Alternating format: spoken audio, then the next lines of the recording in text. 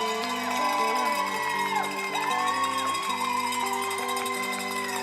are broadcasting live from the Ampersand in downtown Calgary. That's 112 4th Avenue Southwest. You're welcome to come on down and join us. And you can also watch the whole show live on the CBC News Alberta YouTube page. And right now, we're listening to Calgary's own Kate Stevens. She's performing live for the whole show today.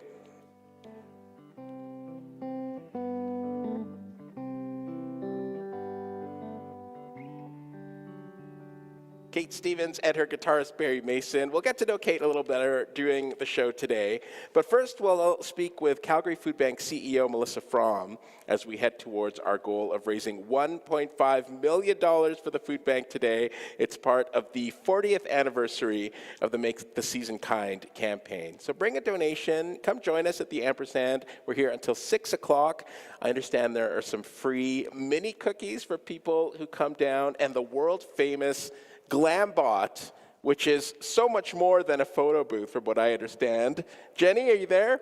I am here, Chris. Hey, did you check out the Glambot yet? I have not been to the Glambot, but it's like a little mini crane with a camera. It feels like it's going to be very fun. I am going to head to the Glambot. But first, Chris, I'm going to give you a total. Would you like to know what we have raised so far? I am very curious to know, yes. Or what we have helped the food bank raise. $1,143,560.18. Wow. That is a good start for the Homestretch today, that's for sure. That's amazing. We are trying to help the food bank hit $1.5 million. So it'd be great if you could come down, come enjoy the show. And Chris, I did a little something today. I had a talk to Environment Canada, and I said, hey, could you lighten up on the bad weather? And you know what? Environment Canada said, yeah, I'll do that. Anything for you, Jenny. That's what they said. Just kidding. I do not have that kind of weather authority. But today is a lovely day, much nicer than it was this time yesterday, that's for darn sure. But here's a thing that is going to happen in the weather. We are going to cool down overnight. We're going down to a low of minus 18 degrees with a minus 27 wind chill. And then tomorrow, well, we are looking at sunshine, a high of just minus 15 degrees, minus 29 wind chill at its coldest, minus 21 at its warmest. So enjoy the current +1 outside. Fortunately, the roads are in really good shape right now. I don't think you will have any problem where you're going. If you do see something, though, you can give me a call. It's star or pound 1010 or 403-521-1010. Thanks for that, Jenny. Let's go back to the CBC Calgary newsroom. Kenny Mason joins us now with the latest. Hi, Chris. A snapshot of Canada's overall population shows a slight decline over a 3-month period. Alberta is one of the few exceptions. New Statistics Canada data shows population growth is slowing, but it still grew during the third quarter of this year by 0.2%. The report attributes the slowdown to changing immigration policies. Alicia Planicic is the Director of Policy Economics with the Alberta Business Council. We're the only province that's actually growing, and the big reason for that is, you know, even though we don't have as many folks coming, international immigration has gone way down. We still have a lot of folks moving from all other provinces essentially to Alberta. The only other place that saw an increase in its population was Nunavut. Rural communities will start paying more for police services starting next year. Right now, communities with less than 5,000 people are paying 19% of frontline costs, but the provincial government says as of the next fiscal year, they'll start paying 22% and eventually by 2031, 30%. The province says the cost of policing in these areas has gone up due to higher RCMP costs, inflation, and additional positions, and that outdated funding model has led to municipalities paying less than their intended share. That is your update from the CBC Calgary newsroom. Chris. Thanks for that, Kenny. We're coming up to 9 minutes past 3 o'clock on the Blitz Day edition of the Homestretch. And today's show is all about the food bank meeting its fundraising goal of $1.5 million. We know it's been a hard year for many families with the cost of living continuing to rise. And to talk more about the need, we're joined now by Melissa Fromm, the president and CEO of the Calgary Food Bank. Hi again, Melissa. Hi, Chris. Thanks for joining us again. So how many people are using the Calgary Food Bank at the moment? Well, you know, you and I spoke just, 2 weeks ago? Yeah. And I was telling you that we have 800 households a day coming to our main location at the Calgary Food Bank. But something happened this week on Monday, and we opened our first ever branch location in downtown Calgary. And we have 100 people every day going to that location. Wow. So we're now serving 900 households every day. That's really exciting, and the addition of that new sort of grocery style store is a huge deal. How do these numbers compare to the past? They are much, much bigger numbers than what we've seen in the past. For context, I started at the Calgary Food Bank 2.5 years ago, and we were feeding 400 households a day. Wow. So we have now exceeded doubling the amount of people we're serving. And I mean, glass half full, we're here, our community does amazing things, and we're here to meet that need. The unfortunate part is that that need is so big and growing. Yeah, that's right. There is good news in that number, in that that's a lot of people getting help that perhaps they wouldn't otherwise. But as you said, that speaks to the demand that we're seeing in the city. Why are we seeing that right now?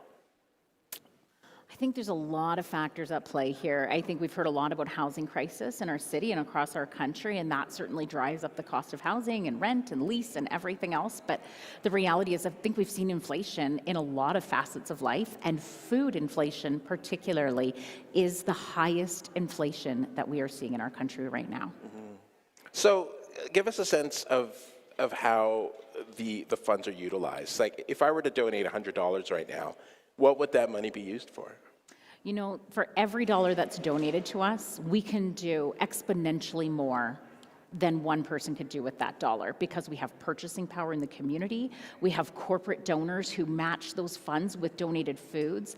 And so for every dollar you donate to us, we are able to sort of triple the power of that dollar and get even more out the door to folks. And that speaks to the power of giving, $10 or $20, because as you said, that can go a lot further than that dollar number looks like, right? So help us, can you share a couple of the stories that you've heard from people reaching out for help and how they end up in that position?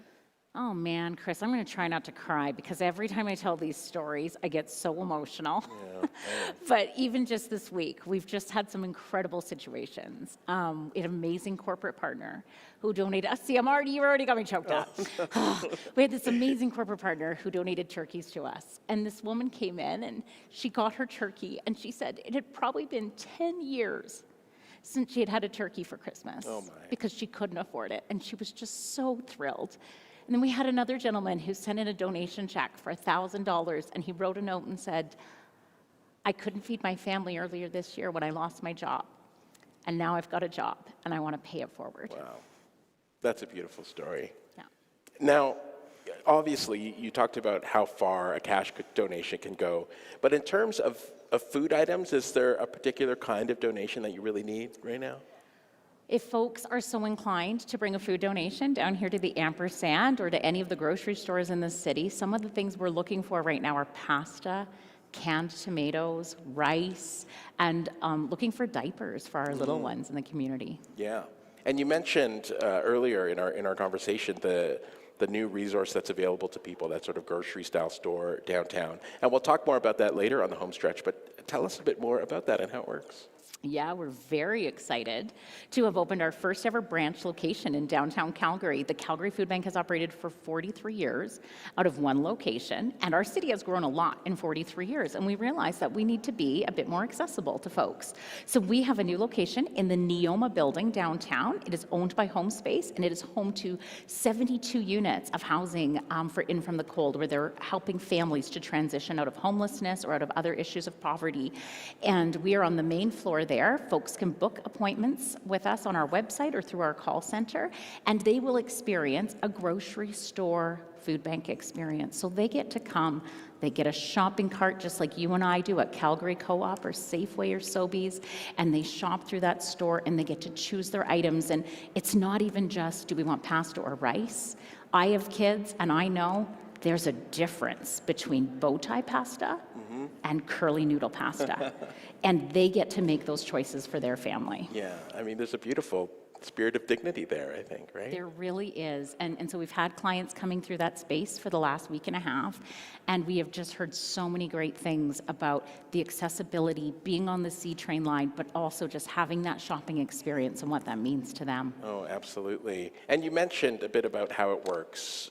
Someone can't just walk in and start shopping, right? You have to make an appointment to get it. We do ask that our clients book an appointment because the need is so great. We do need to manage and triage the scheduling, and it's just part of our system that we go through that intake, whether it's online or whether they call our call center, so that we can get them booked and have appointment times and manage the foot traffic flow through the space, whether it's at our main location or at this new downtown location. Right. Now, of course, we do the big push every December, but how great is the need at other times of the year? Yeah, you know, the reality is that poverty and food insecurity is not seasonal. And so it is incredibly wonderful, the philanthropy and the spirit of giving and volunteerism that we see through the month of December. But it's really important that everyone recognizes that we need this same support all year round, because the folks in our community who are relying on us need this support all year round. Yeah. Well, Melissa, I appreciate you joining us today, and all the best through the holiday season and beyond. Thanks for joining us. Thank you so much, Chris. Melissa Fromm, President and CEO of the Calgary Food Bank. And you can stop by the Ampersand here in downtown Calgary. You can check out the show live in person. Just bring a donation to do so, either a financial donation or a food bank donation. The address here at the Ampersand is 112 4th Avenue Southwest. There's street parking. There's parkades within a block or two as well. If you can't get down here in person, you can stay tuned here on CBC Radio 1. And you can also watch the broadcast. Just go to YouTube and look for CBC Alberta's page. You can donate online anytime at cbc.ca/feedyyc. It's 16 minutes past 3 o'clock now, and let's check back in with Jenny. Hello there. Hi, Chris. It feels so weird in here because your back is to me most of the time. Thankfully, you're wearing a sparkly dress, so I just had to look for the sparkles, and I found you. Yeah, it is easy to find. And I debated today about wearing this, but the weather ended up being so good, I thought, all right, I can do a dress. Now, the weather is going to take a little bit of a turn tonight. We're going down to a low of minus 18 degrees with a minus 27 wind chill. So tomorrow morning is going to feel very, very cold, like approaching minus 30 with the wind chill in the morning. And then tomorrow, we're only getting up to a high of minus 15 degrees. There'll be a wind chill, don't worry. Saturday looks a bit worse, minus 19 is the high, and then on Sunday we warm up to minus 8. All of this is much colder than our usual daytime high, which this time of year is minus 2. But you know what? Right now we're at +1, so I'll keep those complaints to a minimum. The roads are still in good shape from what I can see. Just some volume on eastbound Glenmore Trail as you head towards Deerfoot in the southeast. That's blacking up towards McLeod Trail. But Deerfoot looks good, Crowchild looks good. All of this will change at some point, I am sure. You can come down here to the Ampersand and let me know when that happens. And of course, the reason we're down here, of course, is in support of the food bank and the food bank drive this year. So part of this is we have donors who come in and bring us some big checks, frankly. And we have our first donor. Jennifer McFadden is the Vice President of Sustainability and Stakeholder Relationships with AltaGas Limited. Hello, Jennifer. Hello, thanks for having us. Well, thank you for coming today. And tell me, what did you bring with you? We have got a donation of $20,000 today for the food bank. Wow. $20,000 is a lot of money. Jennifer, tell me, how did you raise this? This donation is on behalf of our company, so this is a corporate donation. The food bank is near and dear to our company and to our employees, so certainly they also donate their time, they donate their money as well, but this is the organization. And that is such a good point to make as well, is that the money is wonderful, but the time, the volunteering, also such a key part of it as well. And tell me, why is the food bank so important to you?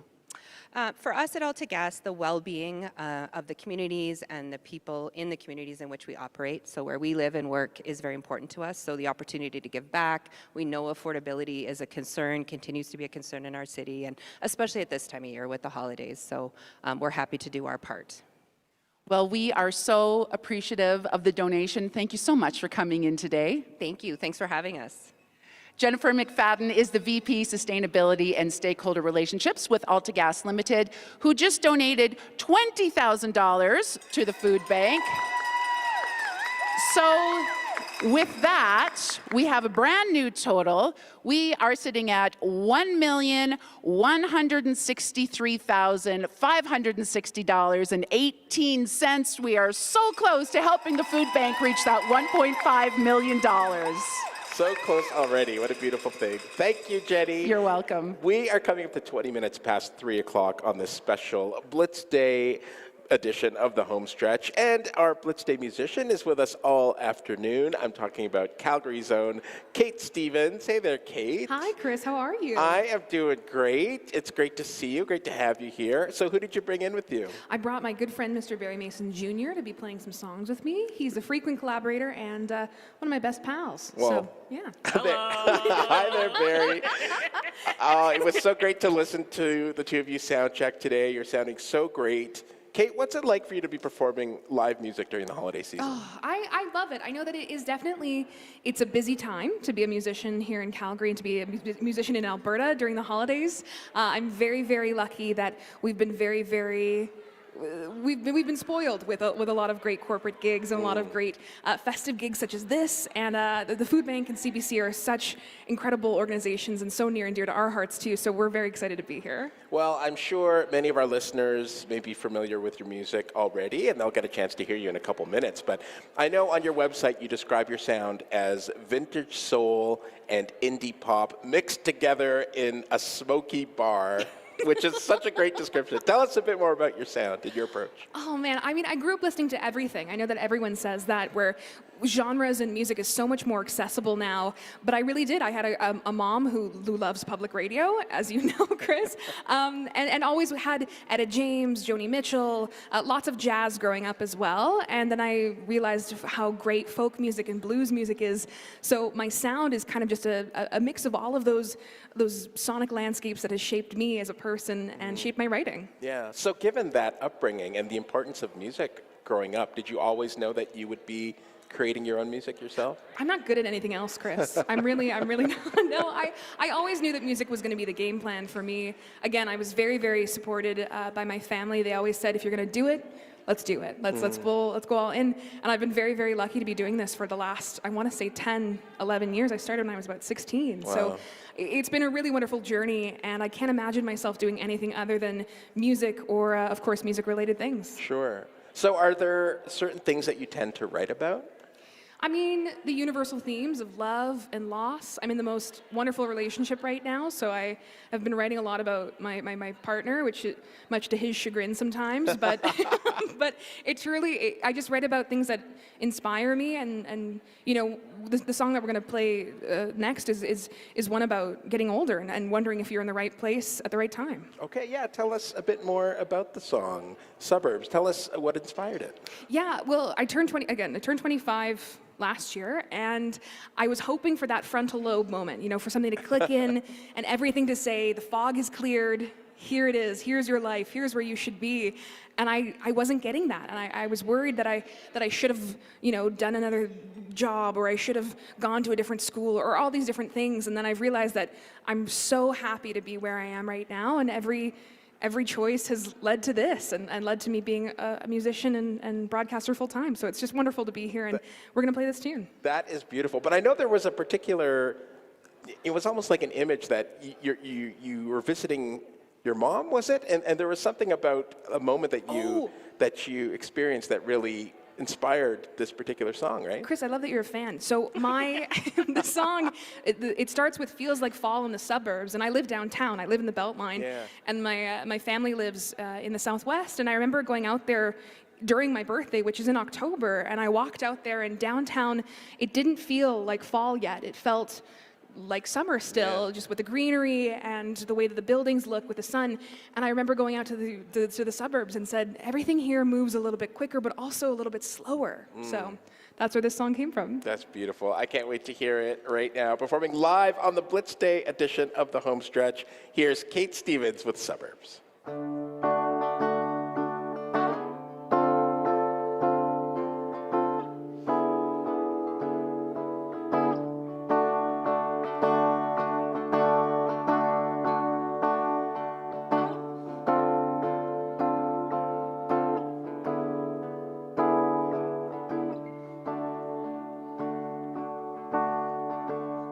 Feels like fall in the suburbs.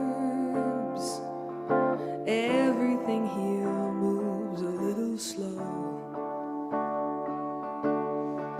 Setting conversation by the seasons about these roots and where they need to grow. 25 and some change. Oh, it's funny how when I ask the world to stop, it rearranges. A cosmic collision on all sides. Oh, I figured it out, but I don't know who I am on the inside.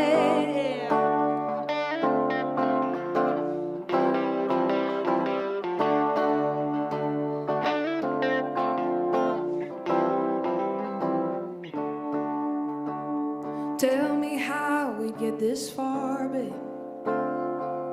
You believe enough people, you can be a local dive star. A broken guitar and some stacked up bills. I'm looking for answers instead of food to get my fill.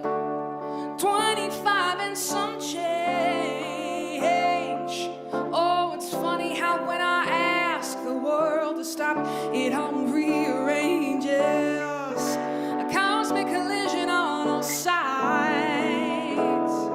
Oh, I figured it out, but I don't know who I am on the inside.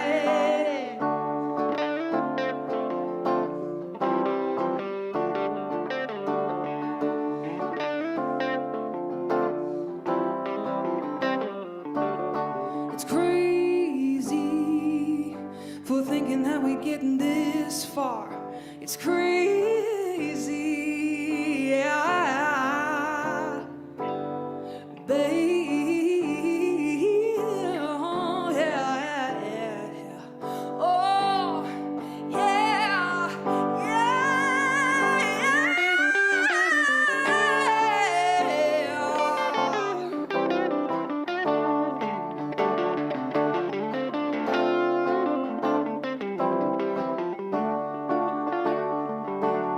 25 and some change.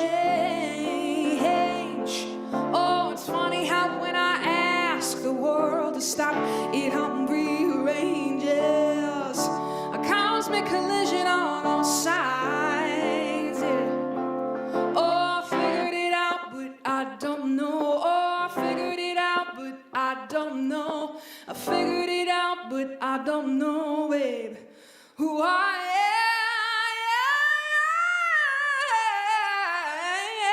am on the inside.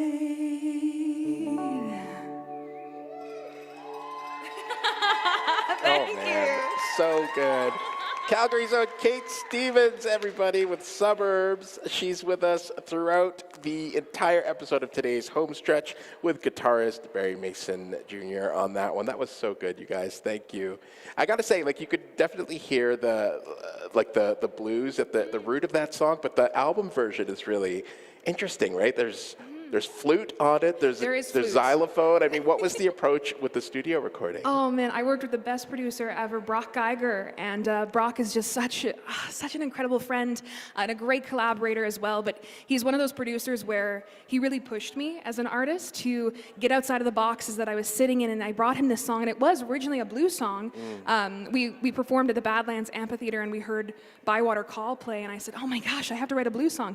But I took it to Brock, and Brock was like, let's get weird, let's get wild. So yeah, the recorded version has my sister, who is a classical flautist with the CPO. Wow. And she's on it, and Brock would text me at like 2 o'clock and be like, hey, do you want xylophone on this? And I was like, sure, lay it on. So the recorded version is definitely a different imagining of it, but that's the coolest part about music, is that every time it can be different and can be fun. I don't know. Yeah, it's it can take different forms for sure. Well, such a great song, and I do hope folks seek out the studio version as well. Thank you, Kate. 29 minutes past 3 o'clock now. How's it go, Jenny? I'm just up here sitting right next to you, Chris, and very thankful that we have so many people who are here and supportive and say to me as I wear a dress that I never wear, they're like, oh, just make sure you keep your knees tight together. I don't wear dresses, gang. Anyway, we're all good now. Thankful to my team for helping me out. You can come see my sparkly dress at the ampersand. Looks good under these lights. And traffic downtown right now is actually moving really well. I will say a bit of volume on Fifth Avenue. Nothing you can't manage. Deerfoot is good. Glenmore is good. Like, there is nothing to complain about. Maybe people stayed home because they were afraid we'd have a repeat of yesterday. Could be, yeah. But we're not. We're not gonna.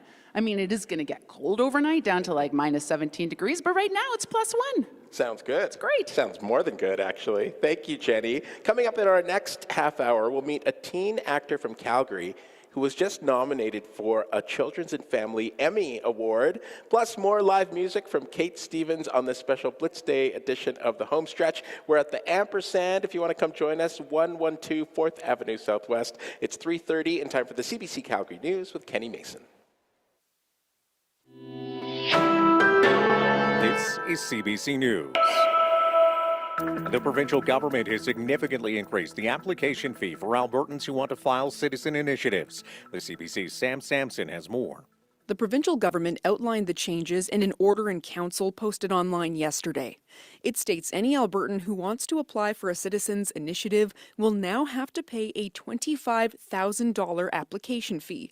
The cost used to be $500. In a statement, a spokesperson for the Minister of Justice says petitions are costly and the higher fee was added to discourage, quote, frivolous applications. The spokesperson added the new fee will only be tacked on to new applications, meaning those currently in play have to refile within a set time frame to avoid the big jump in fees. That includes the Alberta Prosperity Project's independence petition and the petition from country singer Corb Lund to stop new coal mining in the Rockies. Sam Sampson, CBC News, Edmonton. The province has appointed a new chief medical officer of health, the first to take on the role permanently since 2022. CBC's Jennifer Keeler has more. Dr. Vivian Setorp has been named to the top role. She will be the first permanent Chief Medical Officer of Health since Dr. Adina Hinshaw was ousted 3 years ago. Since then, there have been 2 interim officers. Setorp comes with more than 25 years of experience in public health, according to the province. And she has spent 17 of those as the lead medical officer of health for the South Zone. In her new job, she will be responsible for making public health recommendations and advising on policy, as well as overseeing programs for immunization and controlling outbreaks. In a statement, Setorp says she looks forward to helping ensure the public health care needs of communities across Alberta are met. Jennifer Keeler, CBC News, Calgary. New data from Statistics Canada shows Alberta is bucking the trend when it comes to population growth in Canada. CBC's Andrea Hunkar reports. Canada's population shrunk by 76,000 people from July to the end of September this year. But despite the lowest population increase since 2021 during the pandemic, Alberta still grew by 0.2%, where the population now sits at 5,041,000. The report says it's due to changing policies around international immigration. Ottawa is decreasing the number of temporary residents from 6.5% of Canada's population to 5% by next year. It's a story playing out at Edmonton's Norquest College. Director of International Markets, Nancy Thornton, says they're seeing fewer international students, but Alberta remains an attractive destination. We have a very strong labor market. I think that coupled with people are discovering we have a lower cost of living. The province says after a decade of unchecked immigration, it welcomes policies focused on economic migration and plans to use legal measures to take more control over Alberta's immigration. Andrea Hunkar, CBC News, Edmonton. A town 50 kilometers east of Lethbridge will be without many of its winter recreation options indefinitely. An explosion and subsequent fire severely damaged parts of Tabor's Community Center Wednesday afternoon.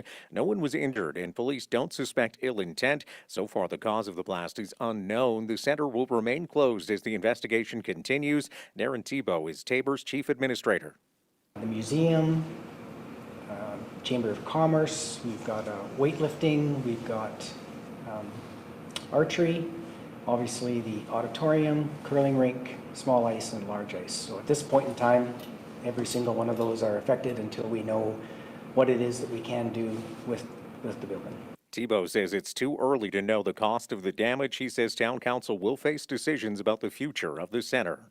Alberta is updating its police funding model, which could cost municipalities more in the next few years. CBC's Emma Zhao has the details. The province announced today that the cost of rural policing on municipalities will go from 22% to 30% over the next 5 years. Municipalities are currently contributing around 19% to frontline policing costs. The government says the move will ensure municipal contributions to policing are updated in a predictable and sustainable way. It cites RCMP collective agreements, inflation, and additional positions enabled by the funding model as reasons why policing expenses in smaller communities are rising. Alberta's police funding model was introduced in 2020 and includes a framework for communities with populations less than 5,000 to contribute up to 30% in policing costs. Municipalities across Alberta will begin paying 22% of the overall cost starting in 2026. Emma Zhao, CBC News, Edmonton. The RCMP say they've arrested more than a dozen people after a blitz targeting crime against critical infrastructure. Police say the 14 people arrested are accused of targeting oil, electricity, and other infrastructure sites across the province. RCMP Staff Sergeant Luke Halverson says the crimes often result in tens to hundreds of thousands of dollars worth of damage. The amount of what they steal pales in comparison to the damage they cause to the site, the downtime, lack of productivity. Oftentimes these sites can cause safety issues for the workers, for nearby residents. The RCMP says it has laid a total of 40 charges. It adds while these offenders were targeting property and infrastructure, the crimes can quickly escalate to other violence. That is your update from the CBC Calgary newsroom. Back to the ampersand, you, Chris. Thanks for that, Kenny. You're listening to a special Blitz Day edition of the Homestretch, live from the lobby of the Ampersand in downtown Calgary. We are here to support the food bank and its goal of raising $1.5 million. And if you want to join in on the fun, we'd love to see you down here. The address is 112 4th Avenue Southwest. So come join us. Bring a donation, enjoy some cookies in our photo booth, and you can catch some live music as well from Kate Stevens. You can stream the broadcast as well on YouTube. Just go to the CBC News Alberta YouTube page. Let's check back in with Jenny for another look outside. Of course, I can't find her anywhere, but I know she's in here. Directly behind you. You could, even if you turn, you can't see. You'll break your neck. Don't do it. It's not worth it. I look the same as I did 5 minutes ago. Okay. I keep updating Environment Canada to see if the forecast has changed. It has not yet. It's coming, but here's what's going to happen with the temperature. It's pretty warm right now. It's going to be warm for the rest of the evening, relatively speaking. And then in the wee hours of the morning, we are taking such a tumble, like from between 2 a.m. and 7 a.m., we are going from -4 to -17, the wind chill going from -9 to -29. So in the morning, that's when things are going to get cold. It will warm up somewhat tomorrow, and by that I mean to -15, and there'll be a wind chill in there of -21 at its warmest. And then Saturday's not looking better. In fact, Saturday's looking colder. -19 is the high for Saturday. And then on Sunday, we've got a high of -8 degrees. There'll be a wind chill in there, no doubt. So right now, like I said, +1. It's warm for now. Enjoy it. It is absolutely changing. The roads are in good shape. I am happy to report that. There's volume on Glenmore Trail. Like if you're going east from Blackfoot to Deerfoot, sort of the usual. Going west, it starts to slow down as you make your way towards 14th Street. Deerfoot is still moving well. Crowchild Trail in the northwest is getting busier if you're going north, just from Memorial up to McMahon. If you spot something going on, though, you can let me know this afternoon at star or pound 1010 or 403-521-1010. Thanks for that, Jenny. This is the Blitz Day edition of the Homestretch here on CBC Radio 1 and on YouTube today as well on the CBC News Alberta page. The time is 3:38. My name's Chris Della Torre. A teen actor from Calgary has been nominated for a 2026 Children's and Family Emmy Award. Lucien River-Chohan is 16 years old. He's nominated for Best Younger Performer in a Preschool Children's or Young Teen Program for his role in the Apple TV Plus series Me. Other major celebrities nominated for Children's and Family Emmys this year, well, Cynthia Erivo, Jude Law, Lisa Kudrow, David Schwimmer, Maya Rudolph, just to name a few. And Lucien joins me now. Hello there. Hi, how's it going? It's going great. Well, congrats on the recognition. I mean, when you hear news like that, when you hear that you're nominated for an Emmy, I mean, what goes through your mind? Oh, many things. Honestly, I was just super thrilled and over the moon to be nominated. It's honestly such a great accolade to have. And honestly, I don't think it's fully hit me yet. I'm still sort of just taking it all in. I'm really enjoying the congratulations I'm getting from my parents and my friends. And, getting a chance to reconnect with some of the cast and crew too. So it's been great. That is exciting. So the show is called Me. It's on Apple TV+.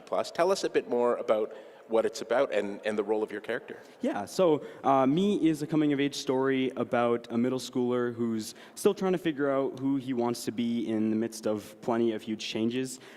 He's going to a new school, he's in a newly blended family, and just recently he found out that he has incredible shape-shifting superpowers. And so, yeah, it's really a story about, family dynamics and empathy and, finding oneself. Yeah, I mean, that age, being in middle school is tough enough. Indeed. But, let alone at the things that you said, a new family, a new school, and superpowers to deal with as well. So what is it like for you as an actor? What do you love about the role? Oh, well, you know what? I love the fact that Ben is so relatable. He reminds me of myself when I was younger, just still trying to figure out what I wanted to do, who I am. And I feel like a lot of people out there who are in their teens and tweens are sort of going through that at the moment. And so, yeah, I really love that about him. And I also enjoy the fact that he's really empathetic. I think that's something that's really admirable about him. And so I think a lot of people can, look up to him in that sense. Yeah. Well, I love the fact that you are a young actor from the Calgary area, and you are the lead in an Apple TV Plus series. And not only that, you're up for an Emmy now. I mean, we hear all the time that, as Calgarians, we're isolated from the industry. It's largely in Hollywood, it's in Vancouver and Toronto. So how did you end up landing the part?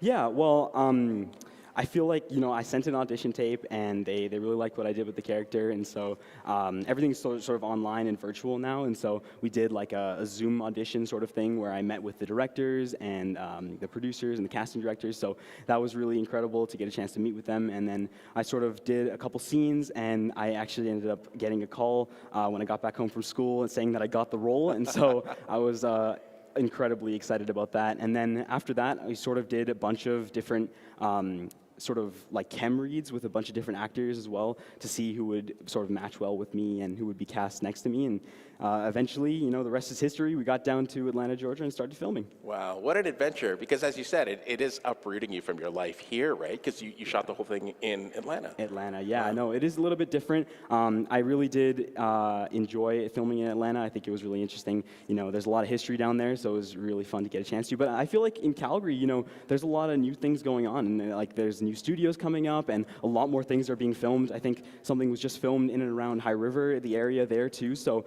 I really love the fact that things are coming more to Calgary. So it's amazing. That's so cool. So I know other actors nominated in this Emmy category are in shows like Sweet Tooth, also Star Wars Skeleton Crew. I mean, what's it like for you being in that company?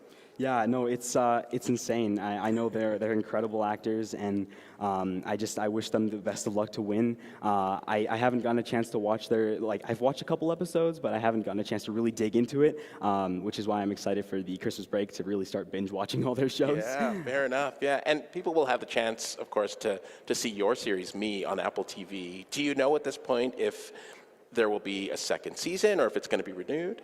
From the information that I have, I think it's just going to be, we're sticking with one season for now. Okay, all right. But being 16, I mean, it's an exciting time in life. I mean, is there, I don't know if you even have time for hobbies given your work, but I mean, what else are you into? Yeah, no, I really love music. Music has been one of my biggest passions for a really long time. I really love to sing, and I love to play instruments. I'm currently taking singing lessons and piano lessons. Great. And I recently just won a provincial gold medal for the Royal Conservatory of Music for my singing. Well, so. I mean, that's amazing. Thank you. Congratulations. Thank you. I appreciate it. So yeah. are you going to be at the awards gala that's in March in New York City? Yeah, that is the plan, if everything goes right. I've never been down to New York before, so it would be really exciting to get a chance to go. That's so great. I hope you can go. Is there something, when you think about it in your mind, is there something you're most excited about or a person that you really hope to meet at the Emmys? Yes, absolutely. I was looking at the nomination list, and like you mentioned, Lisa Kudrow and Yeah. David Schwimmer. Those are like some of my idols. I was Sure. just recently got into the show Friends because my parents really love watching Friends, and so I decided to take a look at it, and I find that they're really funny and relatable, and so that would be really cool. And like you mentioned, Cynthia Erivo as well. We're both singers, so that would be really cool, and I loved her in Wicked. So That's yeah. so great. Well, congratulations on all your success, Lucia. Thanks for Thank you so joining us much. today. I appreciate it. Thank you for having me. That's Lucia River Chohan, Calgary screen actor. You can see him in the Apple TV Plus series. It's called Me. It's now 16 minutes to 4 o'clock on this special edition of the Homestretch here on CBC Radio 1 and the CBC Alberta YouTube page. Kate Stevens is back now with some more music, and here she is taking on the Joni Mitchell classic River. Take it away.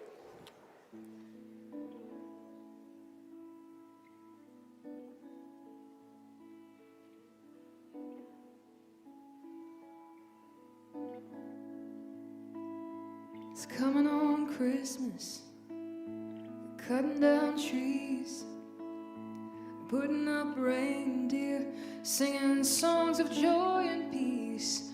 Oh, I wish I had a river I could skate away on, but it don't snow here, it stays pretty green. Make a lot of money, I'm gonna quit this crazy scene. Oh, I wish I had a river I could skate away on. Oh, I wish I had a river so long I could teach my feet to fly.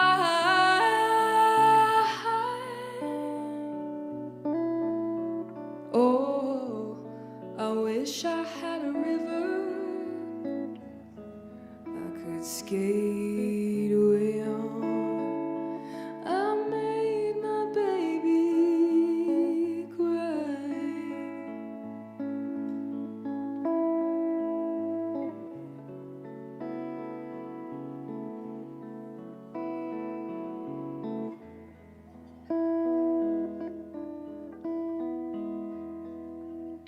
You tried hard to help me, you put me at ease, and you loved me so naughty, you made me weak in the knees. Oh, I wish I had a river I could skate away on. He tried hard to help me, but I'm selfish and I'm sad. Now I've gone and lost the best baby I ever had. Oh, I wish I had a river I could skate away on. Oh, I wish I had a river so long I could teach my feet to fly.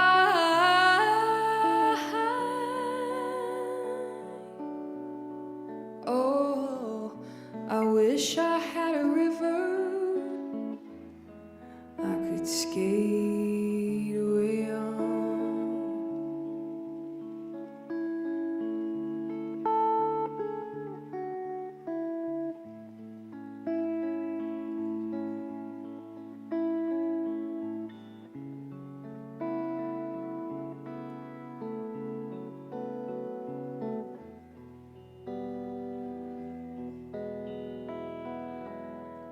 It's coming on Christmas, they're cutting down trees, putting up reindeer, singing songs of joy and peace. Oh, I wish I had a river I could skate away on.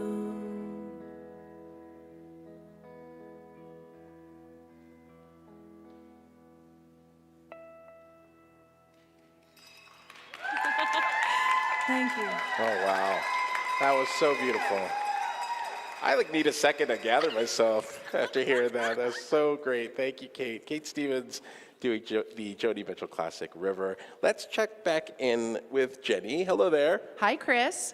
So I'm still waiting for that update from Environment Canada. I'm feeling hopeful that it could maybe be slightly warmer tomorrow than minus 15.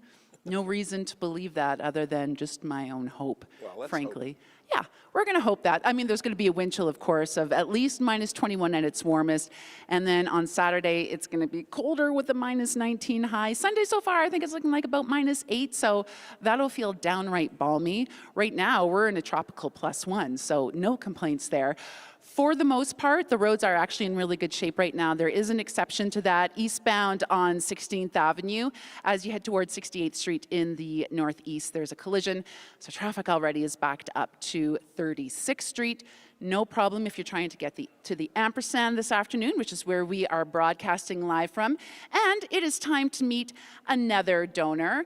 I have with me Craig Hampson, the Chief Business Enablement Officer with Burnco. Hello, Craig. Hello, thank you. Me. Well, thank you for coming in. What did you bring for us today? Burnco is proud to donate to the Calgary Food Bank $50,000. Yeah. $50,000. That's not chump change, my friend. No, but I think it's part of a broader initiative too, where we donate to food banks in all of the communities that we're a part of. So tell me, how did you raise this money? Well, it's a corporate donation, but we also, try to volunteer our time, and we have employees that are super passionate about the cause and have raised, or filled numerous boxes of non-perishable goods in order to donate food as well.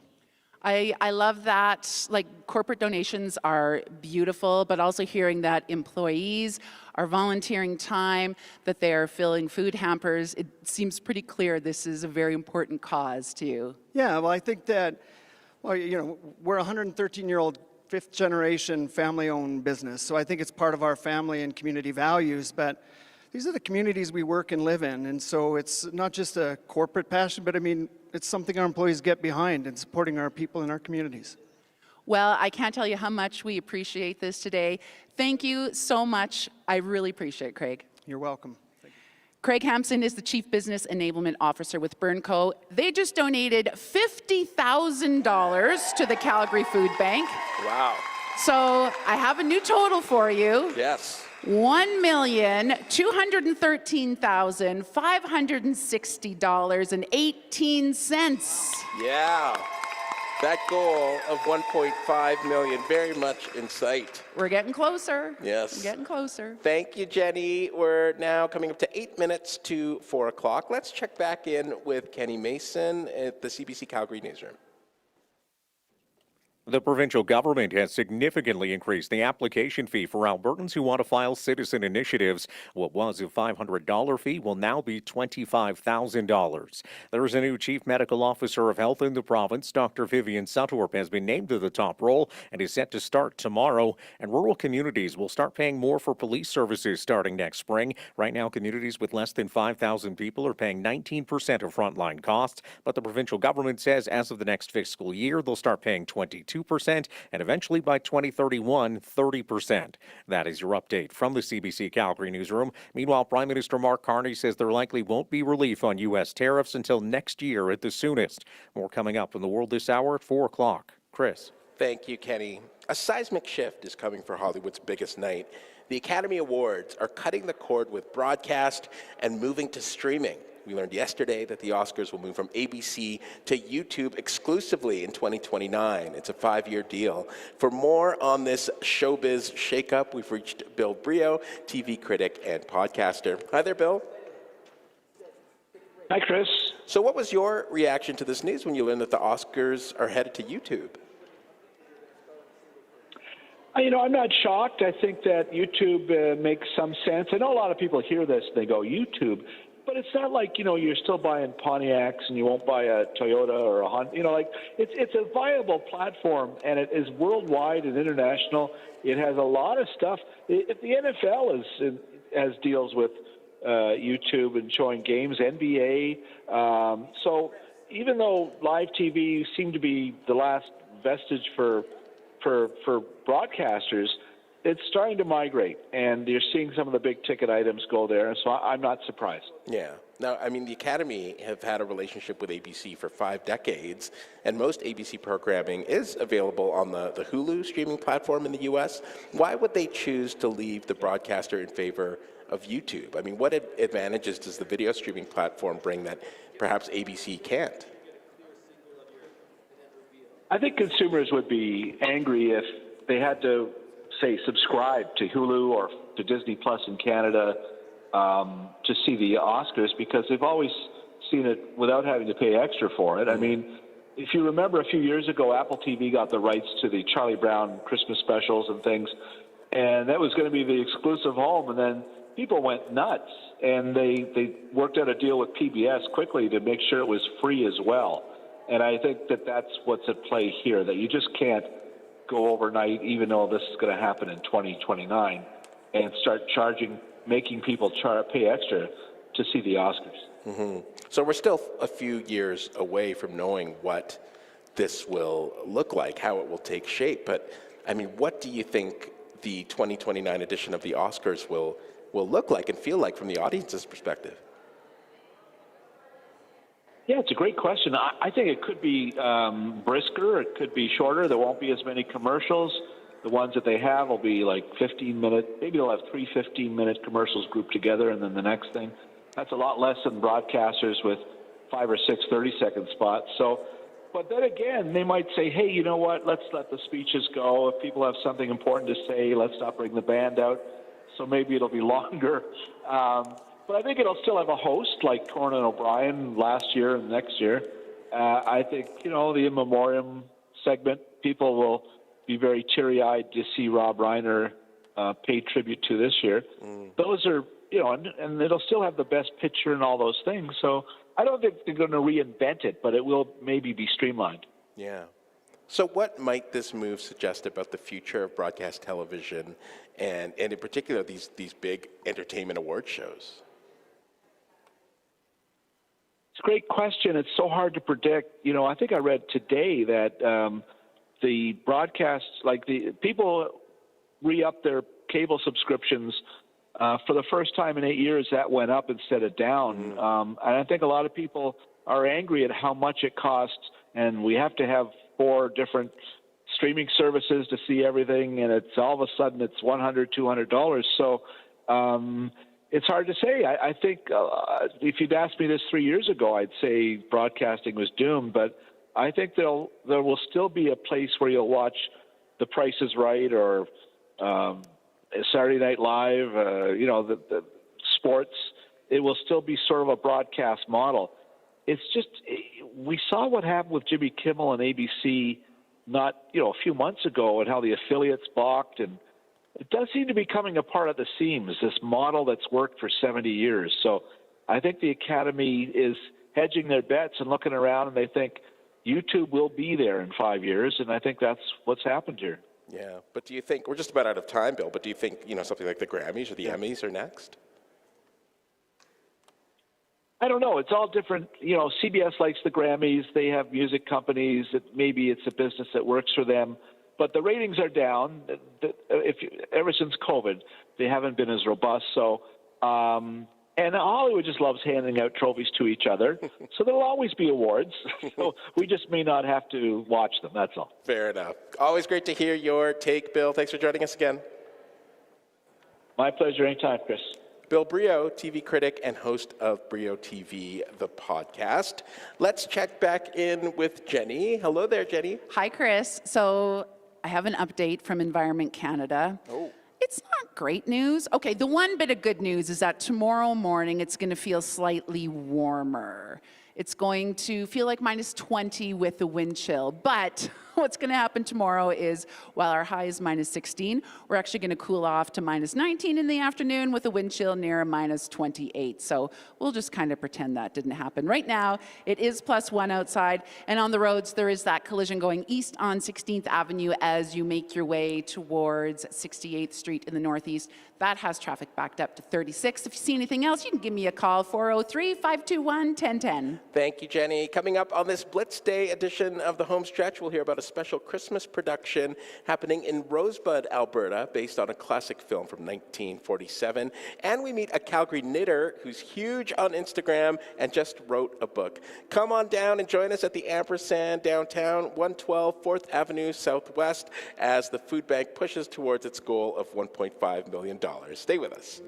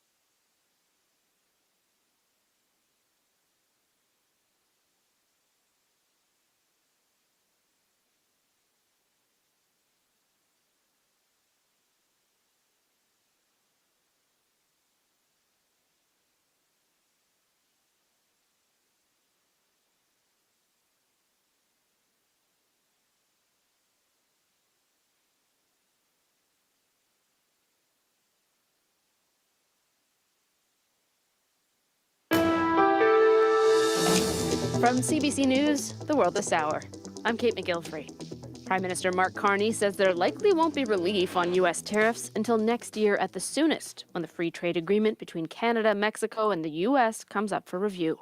Right now, goods and services covered by CUSMA aren't subject to tariffs, but everything else, things like car parts, steel, and lumber, are. Carney says he thinks those sectors will be incorporated into the CUSMA talks.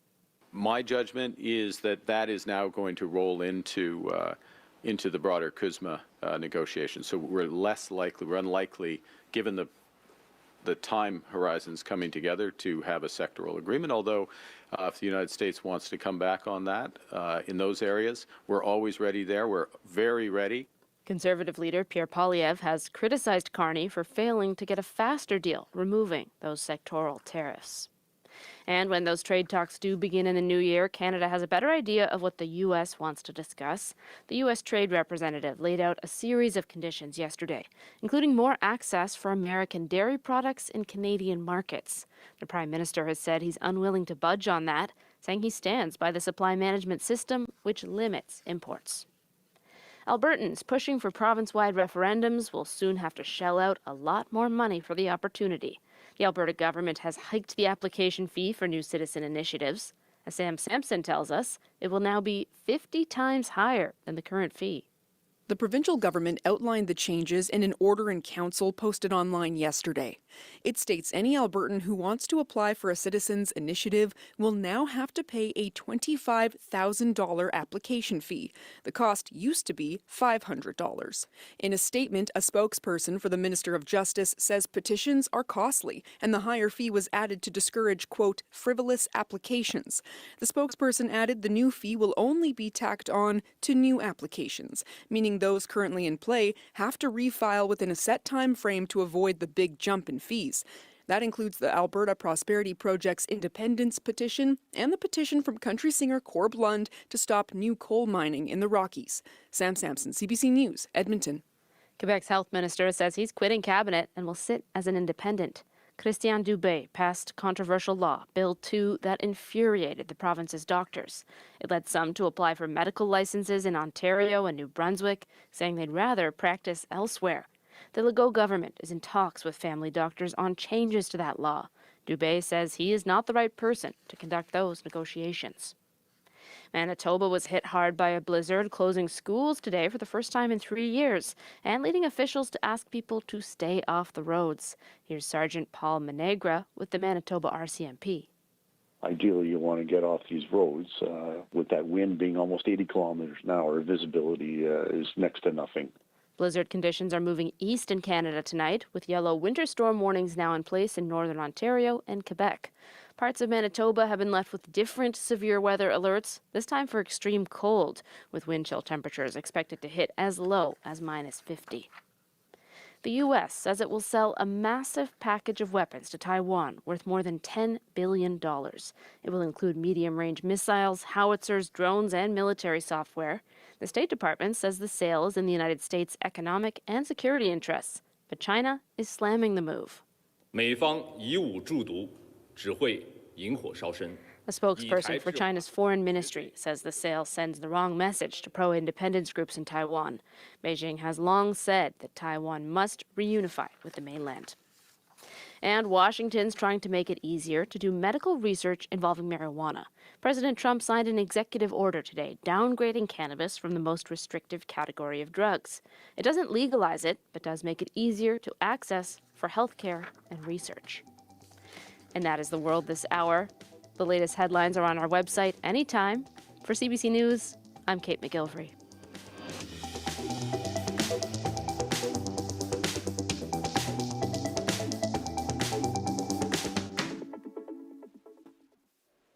I'm Chris Torre, and welcome back to a special Blitz Day edition of the Homestretch in support of the Calgary Food Bank.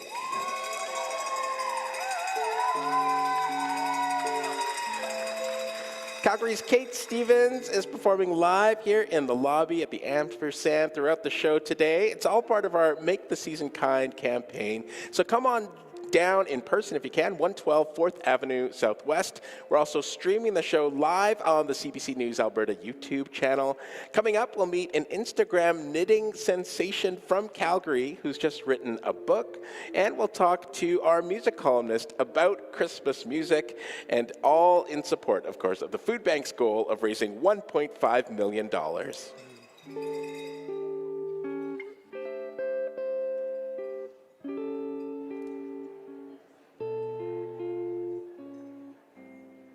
Bit of Charlie Brown there, can't go wrong.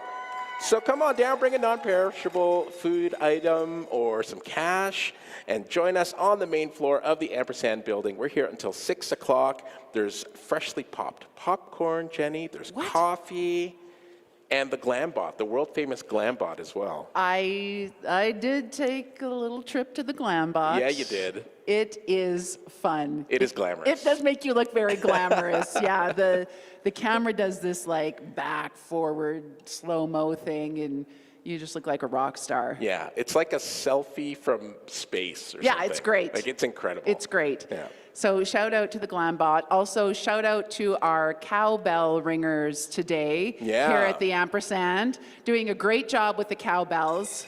Thank you. That's There what they I was are. waiting for. Very nice.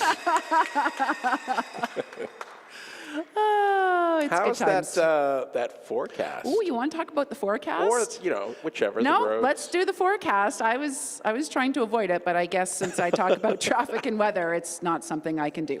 Okay, so here's what's going to happen tonight. It looks like it's going to be warmer overnight. We'll go down to a low of -15 with a -20 wind chill. Like, that is still cold, make no mistake. But you know what? This time of year, we're usually at a low of -14, so -15 is fine. Tomorrow, the thing that's going to happen is that in the afternoon, the temperature is going to fall to -19, and that wind chill is going to be around about -28. And then tomorrow night, a -31 wind chill overnight. And then Saturday, a high of -20. But the low is only -20, so we're just going to stay nice and steady on Saturday. And then on Sunday, a high of -12 now. So it's all cold. But right now, it is a beautiful +1 outside. How often do we get to say plus this time of the year, right? The roads are slushy for sure. And in the northeast, there was that collision eastbound on 16th Avenue coming up to 68th Street. There is still a bit of a backup for eastbound traffic towards 36, kind of inching back towards Barlow. And then on Glenmore Trail, very busy going west from Heritage Drive through to about 14th Street.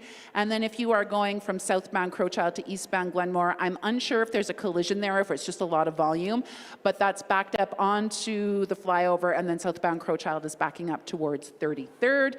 If you want to let me know more about it, you can reach me at star or pound 1010 or 403-521-1010. Thanks for that, Jenny. Let's head back to the studio now. Kenny Mason has the latest from the CBC Calgary newsroom.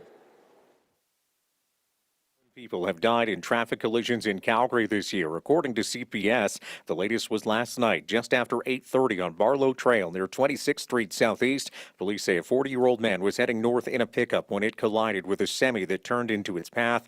The driver of the pickup died at the scene. Police say speed may be a factor, but alcohol, drugs, and road conditions due to the weather were not.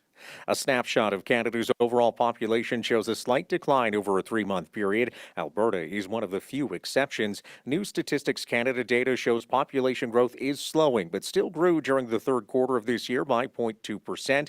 The report attributes the slowdown to changing immigration policies. Alicia Planicic is the Director of Policy Economics with the Alberta Business Council.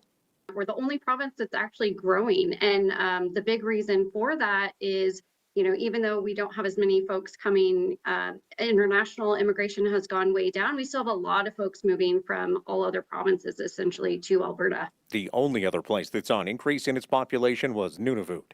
That is your update from the CBC Calgary newsroom. Chris. Thanks for that, Kenny. 9 minutes past 4 o'clock now on this special edition of the Homestretch. It's a story about believing in the impossible, and it is required viewing for a lot of people this time of year. I'm talking about the film Miracle on 34th Street, which is also being produced as a play this month at Rosebud Theatre. Craig Hall is co-director of the show, and Tim Dixon plays Kris Kringle, and they both join me now. Hello there. Hello. Hello, thank you both for joining us. Craig, I'll start with you. How's the run going so far? It's going great. We've had an amazing reception to the show this year. We've actually effectively been sold out for the last 3 weeks. Well, that's a good problem to have, for sure, right? I mean, given the film being such a classic and such an institution for folks, how do you make it your own but also pay homage to the original? The play is actually adapted from the original directly by a Canadian playwright. I mean, it's our tiny little intimate stage here really helps make it our own, and the cast of past graduates from Rosebud and local actors, I think it all comes together to make something unique, even though it's still got that classic feel. Yeah. So is there something in particular, Craig, that you love about the film and its message? I think that eternal question of belief in Santa Claus, or belief in general, it challenges people to step outside of their practical daily lives and really look at what belief means. And, belief in Santa Claus is universal to a certain degree. Yeah, absolutely. So, yeah. Well, Tim, let's bring you in this. You play Kris Kringle in the production. What's it like portraying such an iconic character? Well, it has its challenges. I'll be honest with you, Chris. I think that what I've decided with Chris is just to bring out all of the good qualities that I assume I have into that character, and just the other thing is to see the child in every single person that I see, whether they are a child or an adult. Because I think that's the way Chris would probably see people as well. Well, you definitely look the part, as we could see on the screen here at the ampersand. I got to ask, is that beard real, Tim? Why don't you give it a tug? I would if I could. It looks incredible. And I know you've got a lot of experience here, Tim, in that I know you played Santa a decade ago. So for you, how has the role changed over the years? I think I'm a slightly different person than I was 9 or 10 years ago when I first played this role. I found things in this production during the run of it and the rehearsal of it that were surprises to me, things that I never noticed before. It's kind of like watching a movie, that you've seen 3 or 4 times, and suddenly you notice, I'd never seen that before. So it was a revelation to me in many ways. Yeah, that's really great that new things can jump out to you. So Craig, what do you love about Tim in the role of Kris Kringle? Well, I mean, if your viewers can see him, he is Santa Claus. It's not hard to stretch that disbelief, right? Yeah, he's just a really gentle soul as a person, that it just translates really well to the perfect Santa Claus. Yeah. Now, the film, of course, has such That's very kind, Craig. It is. That is kind. Craig, the movie has such an iconic look, right? I mean, that sort of black and white classic look. So describe what your show looks like. We actually take off from that black and our world is kind of silver and white in the world of our play in this one, and then each of those characters comes on full of color and vibrance, and they just pop on that background. So again, it feels kind of old-timey, but in a kind of contemporary way. Yeah. And Tim, is there a favorite moment in the show for you, or a part that you're most proud of?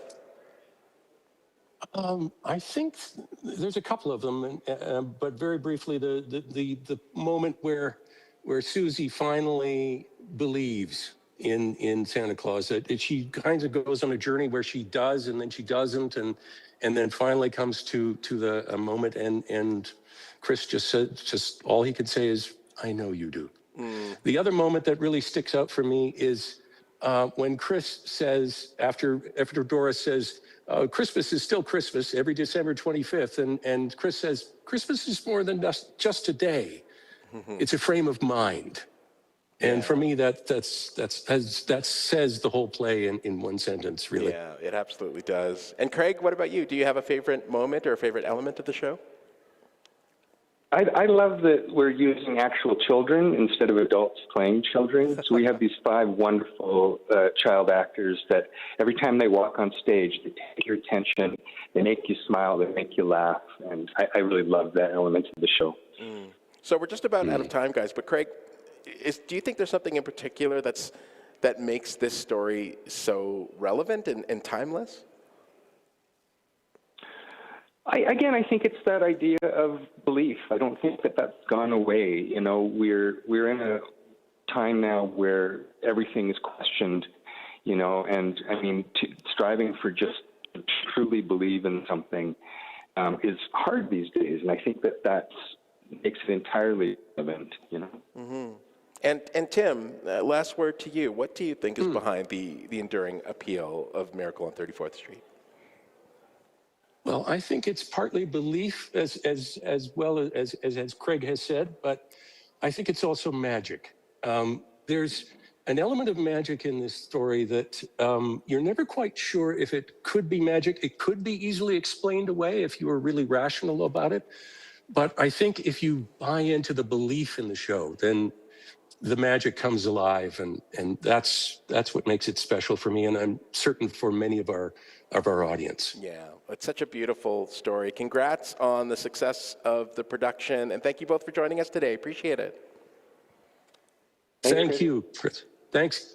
Have a good Merry Christmas to you. And Merry Christmas to you. Tim Dixon and Craig Hall of Rosebud Theatre. They're producing Miracle on 34th Street. Tim plays Chris Kringle, and Craig is co-director of the show and the artistic director. It is sold out, but you can already buy tickets for their 2026 Christmas production of It's a Wonderful Life. And Jenny, maybe we should call this show Miracle on 4th Avenue Southwest. Nice one, Chris. Thanks. Very good. Very well done. Been sitting on that one all afternoon. Finally, you got to pull it out. It was good timing. It is not a miracle on Crowchild Trail. There is a collision as you make your way from southbound Crowchild onto eastbound Glenmore Trail. Eastbound Glenmore is okay, but southbound Crowchild is back to 26th Ave in the southwest. So I know it's not a route you can really necessarily avoid, but just be aware it's going to take you some extra time. And up in the northeast on eastbound 16th Avenue, it looks like there's still a collision at 68th Street. Traffic is backed up to 52nd Street, so that is an improvement, I will say. Outside, it is, let me look. Can I see? No, I see buildings. Partly cloudy, I'm going to say. It's +1, so nice and warm. And it is that time, Chris, where we get to hear from another donor. I am joined by Tess Gallo-McIsaac with Olympia Trust. Hello, Tess. Hello, thank you for having me. Well, thank you for coming in. And what did you bring today? The generosity of our company, we are donating $50,000.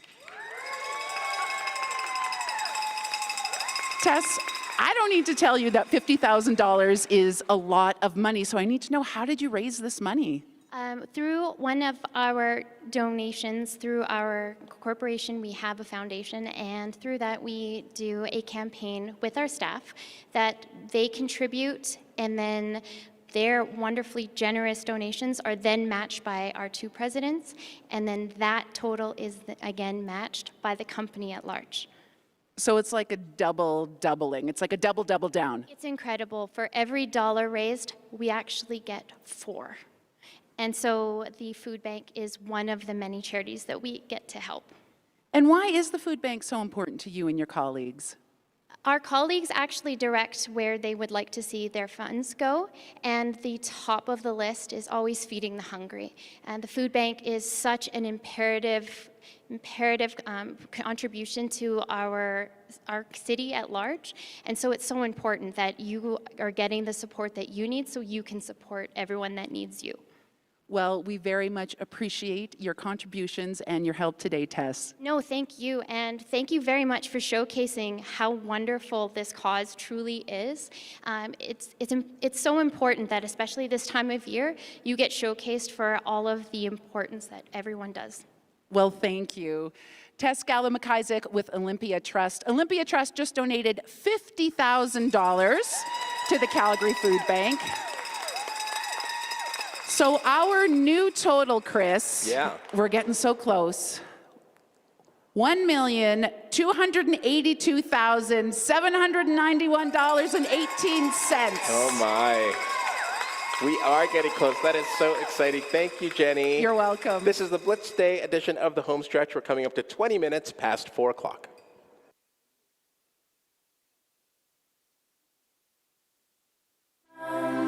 Seraphim will have delays, servicing thy prayer accounts for the next 5 million days.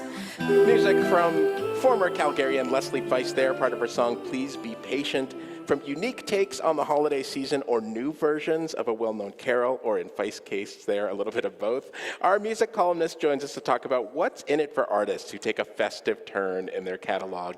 Jess Arcand is an editor-in-chief of Reverie magazine and senior national publicist with Take Aim Media. Hey there, Jess. Hello. Thanks for coming down and being part of the show today. So from an industry perspective, why do artists still release holiday music? Yeah, I would say holiday music comes with a built-in seasonal demand. Audiences are actively seeking it out. We also have the time off to enjoy music, and we're looking for stuff to add to our playlist. Yeah. So I would say what's changed in recent years is there's more room for experimentation, whether that's humor, queerness, or alternative perspectives. I can think of Reggie Watts, known for his comedy and being in the house band for James Corden. Okay. And he released a new Christmas album today that really leans into being funny, but still takes on classic takes on songs. Oh, So interesting. Do holiday songs perform better on the radio and streaming services compared to like a regular physical release? I would say within a short, intense window of time, they do quite well. They can spike monthly listeners quickly. Algorithms and playlists treat holiday music differently during that period. So a song might only peak for a few weeks, but the key difference is that it can return again annually. I think of Mariah Carey when that song, All I Want for Christmas Is You, first came out. People didn't really think of it too much. And then each year she came back with a bigger brand, more commercials, just a bigger push for it. And now it's huge. I know. She literally doesn't have to do anything else anymore. she can go on holiday, 11 months of the year and then just come out for December. Yeah. So is it generally more effective for artists to release a holiday cover versus like an original holiday song? Well, covers are usually an easier entry point because familiarity lowers the barriers for listeners and programmers. But I think, as we heard with Feist, like being transformative with your cover and doing something a little bit differently can really take that to the next level. Yeah. I think originals are riskier, but they can resonate deeply if they fill a gap. So a lot of traditional holiday songs can feel repetitive. We're hearing them in all the shopping malls and retailers. So sometimes having something original is just, it continues some new memories, especially for a younger audience. Yeah, and it's yours. You could claim it as yours, right? So what are some of the other risks, though, in releasing holiday music creatively, and especially from a branding standpoint? I'd say being gimmicky. Yeah. If the release doesn't align with an artist's voice, it can feel disposable or maybe lack depth and feels artificial. I think of a counterexample would be Vivek Shreya's My Little Chosen Family Christmas. Calgary's own Vivek Shreya. Calgary's own. Yeah. It's purposeful, it's culturally relevant, and it speaks to queer audiences who may have been excluded from the traditional holiday narratives. So when holiday music is personal and it's intentional, it can strengthen an artist's branding. Absolutely. So we've got about a minute left. Time for one last question, Jess. If an artist is hearing us right now, they're considering putting out a holiday release, what's one thing that they should be thinking about? Yeah, it's like, why am I doing this? Is it for visibility, community, creative expression, or even longevity? Like I said, coming back to those songs, you can make it last. So it doesn't need bells and whistles, really. It just needs perspective. Yeah, that's a great way to think about it. Always great to speak with you, Jess. Thank you. Thank you. That is the Homestretch music columnist, Jess Arcand. She's the editor-in-chief of Reverie magazine and senior national publicist with Take Aim Media. It is time now for more music from Calgary's own Kate Stevens, and we're going to hear an original one from Kate. This is called New Walk Home. Take it away.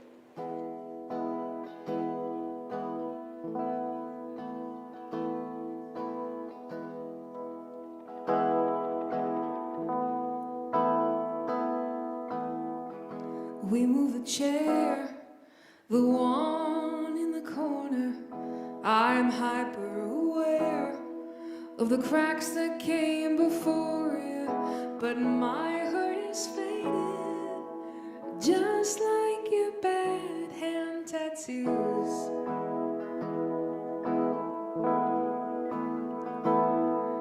Oh, I'll walk past that bench, the place where it happened.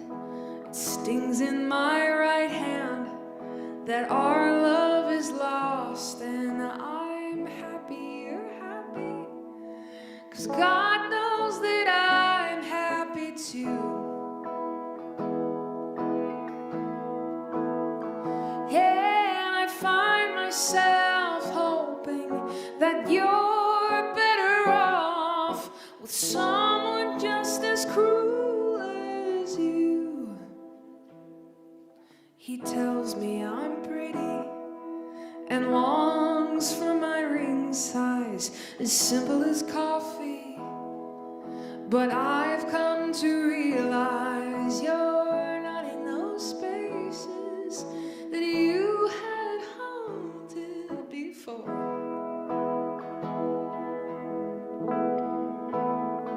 Hey, I find myself hoping that you're better off with someone just as cruel as you. Green lights, the first time we kissed on that June night. You're the sign I've been looking for. Uptight, everything's alright as we take to the floor.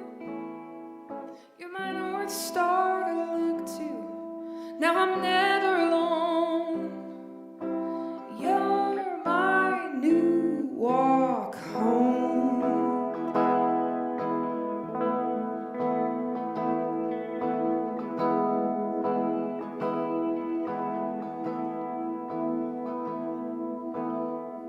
Breakfast for dinner and songs about Lola, the grooves of your laugh lines.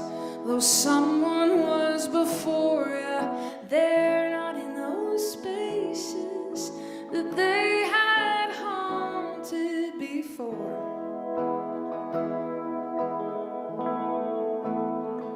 Hey, I find myself knowing that I'm better off with the love I know to be true. Green lights, the first time we kissed on that June night. You're the sign I've been looking for. Uptight, everything's alright as we take to the floor. You're my North Star to look to. Now I'm never alone. You're my new walk home. Ooh, yeah, yeah.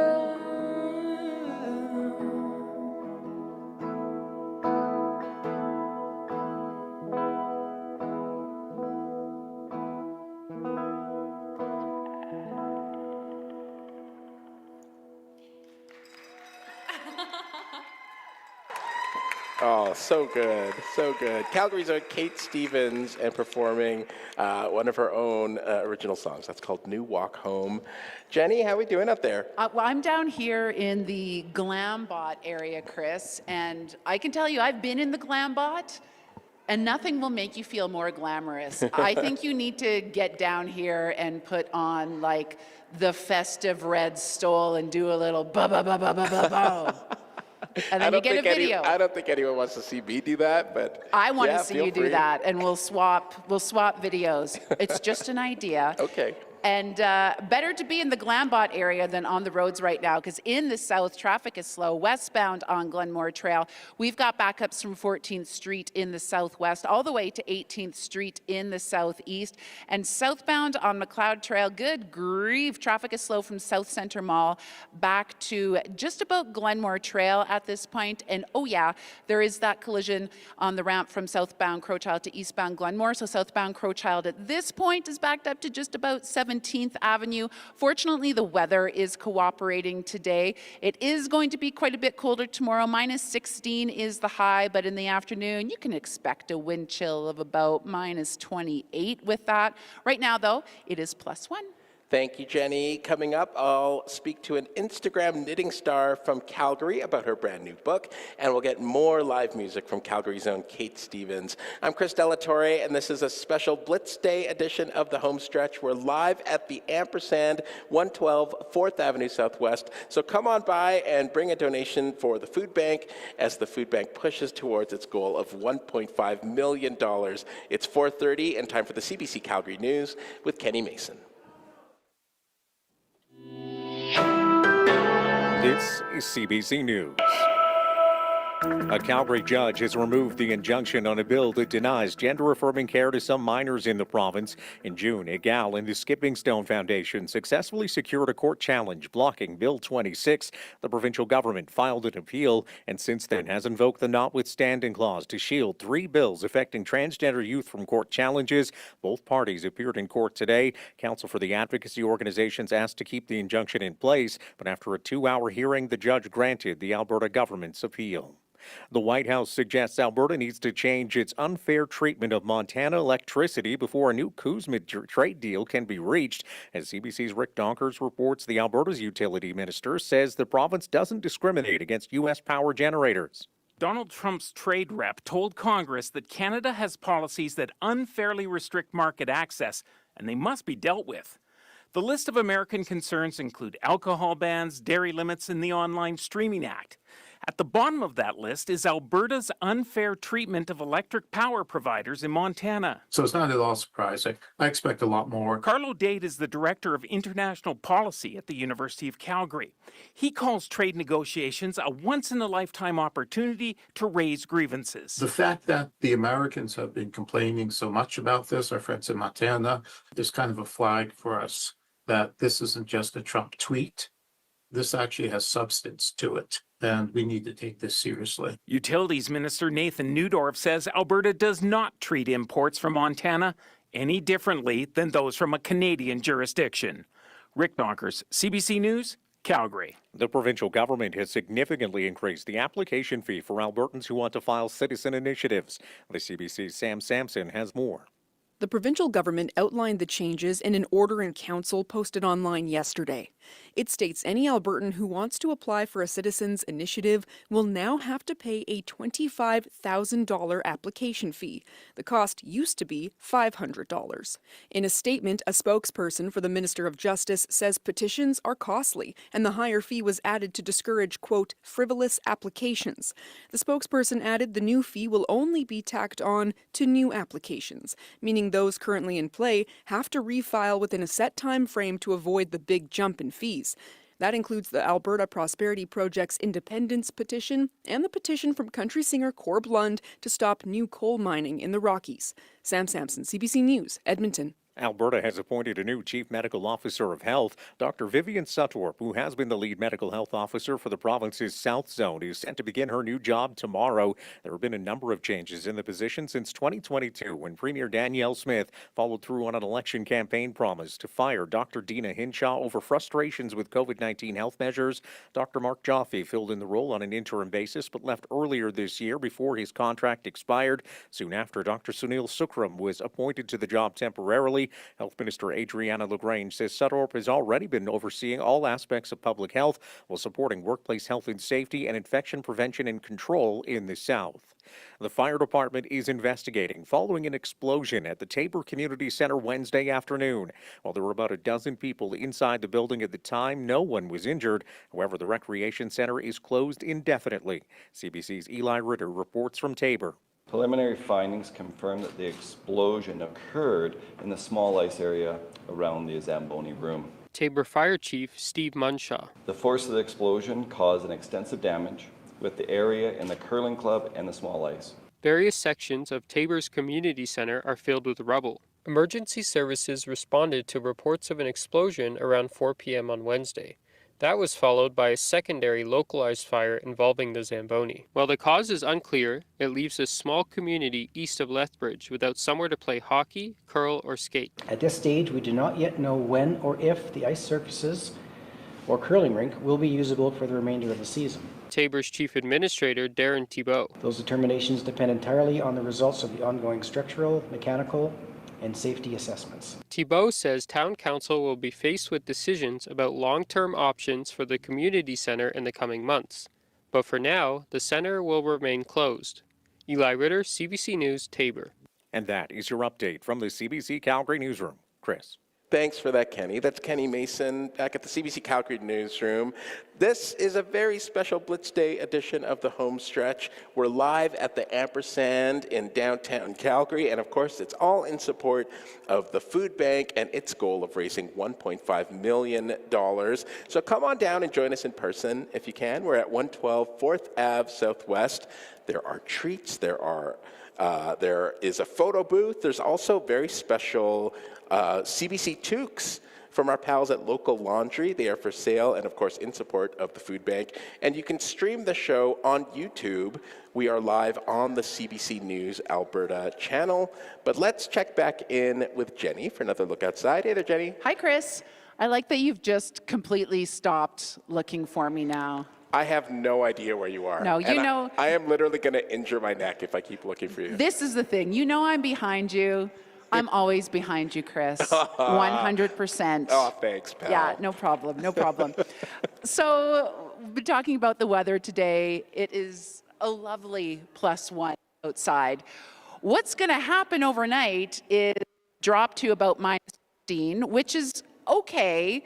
Wind chill of -20. Less okay, and then tomorrow the temperature is going to do that fun thing where it actually cools off throughout the day.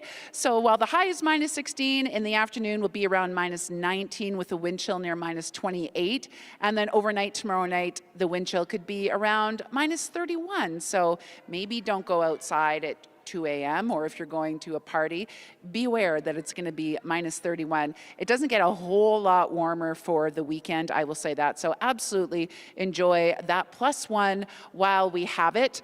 On the roads, traffic is looking, well, so-so. So southbound on Crowchild, there was that collision on the ramp to eastbound Glenmore. That looks like it's gone. There's just a bit of volume around Flanders and 50th now. Westbound Glenmore Trail still pretty slow from 14th Street in the southwest back to 18th Street in the southeast.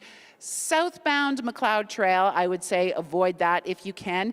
It's basically slow from just about 50th Avenue all the way down to Anderson. There are some parts where it speeds up, but barely. So I would say southbound McLeod is a no-go. Southbound Deerfoot isn't bad, just slow from Southline Drive back to Deerfoot Meadows and up in the northeast. Looks like there could be a collision on the ramp from southbound Deerfoot to 16th Avenue.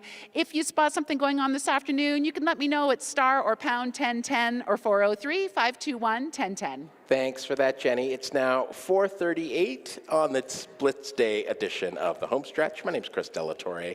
Our next guest is an online knitting sensation, and now she's an author as well. Calgary's own Chantel Miyagishima has nearly 250,000 followers on Instagram, where she posts her knitwear designs under the handle Knititude. Chantel put her needles down recently to write her new book. It's called Sweater Success, and she's with me now. Hello there. I even brought it. You brought it. I You're brought it. That is me. That's I'm on the you thing. on the cover. Congratulations. Thank you. So how did this come about? What made you want to write this? I essentially wanted to write a book of all the mistakes that I did when making my first sweater and teach people how to not make those mistakes when making their first sweater. So it's essentially it's like a textbook, but it also has 6 patterns in it. I am currently wearing one. It's called. You made this. I know. I knit it. Beautiful. And yeah, I just wanted to be able to create something that would be easy for knitters that wanted to make that jump into making sweaters for the first time. I love that. So the book is called Sweater Success, and as you mentioned, mistakes are a natural part of the process. So for those of us who are not knitting pros, I mean, how do you get to the point where you can be successful with knitting sweaters? Practice, practice, practice, practice. Yeah. I think knitting's really beautiful because you get to see your progression every single time. So my first scarf is terrible, but I have lots of holes in it. But it's one of those things that I'm I've come so far from it just simply because I can see my progression in knitting. So it's practice. It's like a new skill. Yeah. So then what kinds of patterns and ideas are you offering in the book? Oh, so I'm a big person on garments. I love making sweaters. So I have different sweaters in different constructions from top down to seam to seamless. Technically, those are 3 of them here. Okay. Yeah. That's incredible. Yeah. And I know that part of your philosophy and what you do is that, size inclusivity is a big part of your designs, right? Tell us more about that. Yeah, so all my designs are ranging from extra small to 5XL, which is a 28 to a 62-inch bust. I think that when it comes to making your own clothes, the advantage of being able to do that is that you can make things fit your body, and size inclusivity is one of those things that is really, really big and very important to me. And then you also have a whole entire section in this book about how to be able to make modifications. If you need bust darts, if you need any waist shaping, it's all in there so that you can make the perfect sweater for you that fits your body. Yeah. Tailor making your own clothing, that's huge. So how did the journey start for you? How did you get into knitting? I saw every person on Pinterest in 2012 and was like, wow, I really want a circle scarf. I don't want to pay for that. And then I thought to myself, maybe I can learn how to knit it. And then I learned how to knit, and then it just grew, and it became my obsession. Making things is just, it's so cool to watch your hands create stitches and then create things. And then when you put it on, that magical moment of putting it over top of your head is it's unreal. You're like, I made this. But that exact moment you're talking about, that could also be the moment where your mistake is revealed, right? Say if you can't fit it over your head. Yes, which happened to Kristen, I think it's Kristen Bell. That's yeah, right, yeah, and she tries to put it over her head. Yeah, that's Gage. That right there is Gage. So there is, to reach the point where you're doing what you love, and this is how you make your living. And now you've got this book too. I went full time in March, so this is congratulations. a legit thing now. That's so great. Yeah. I mean, there's a lot of knitting related content out there. Tell us a bit more about what sets you apart from others and your specific approach. Oh, so my designs are specifically meant for beginner knitters that you've knit a hat, you've knit a scarf, and now you want to make your own garment. So my patterns are written with all of those extra hand holding steps.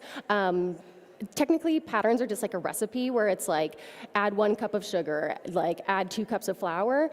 Some patterns are fold in the cheese, and you're like, how do I fold in the cheese? And my patterns tell you how to fold in the cheese. Okay, I hear what you mean. Yeah. So sweaters, obviously, your specialty. That's the thing you like to do the most. Yeah. Yeah. And in terms of materials or styles, is there something that particularly speaks to you? Oh, I love me a nice, simple, beautiful, elegant, Banana Republic-esque. It's timeless. It never changes. It's always there. I love that. Yeah. So are you finding, because your audience must be in conversation with you all the time, are you finding more and more people are interested in knitting these days?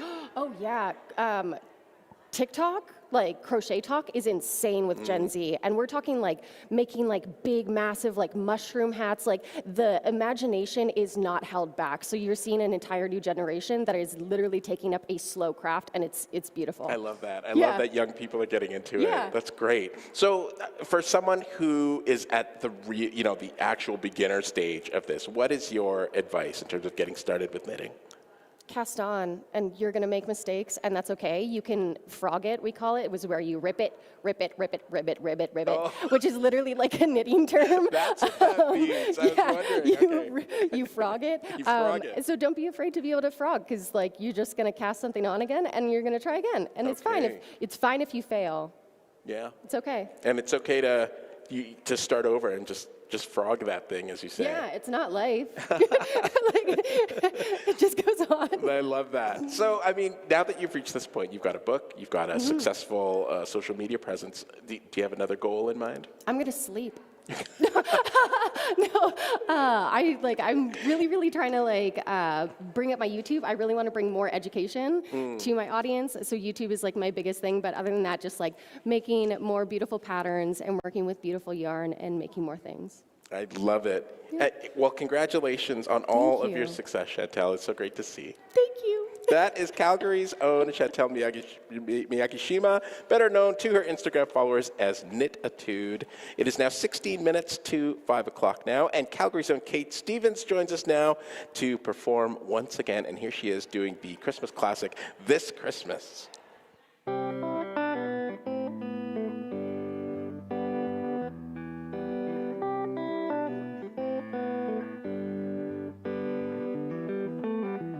Hang all the mistletoe.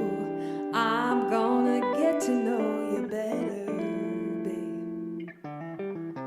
This Christmas, and as we trim the tree, how much fun it's gonna be together.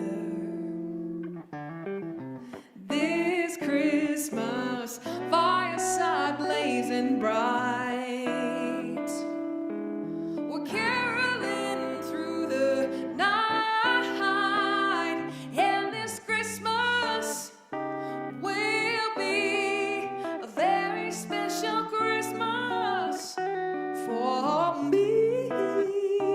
Yeah.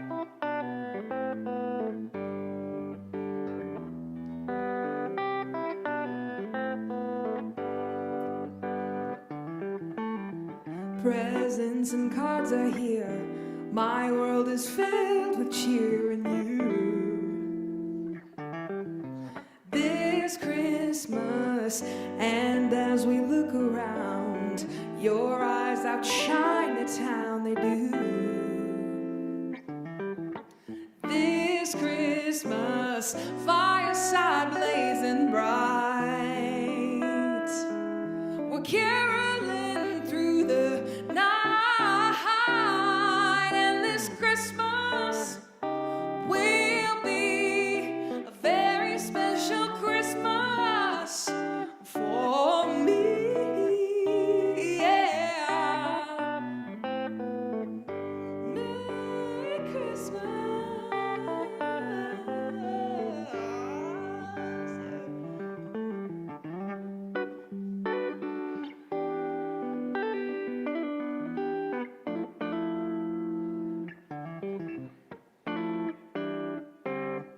Fireside blazing bright. We're caroling through the night, and this Christmas will be a very special Christmas for me. Yeah, baby. Shake a hand, shake a hand.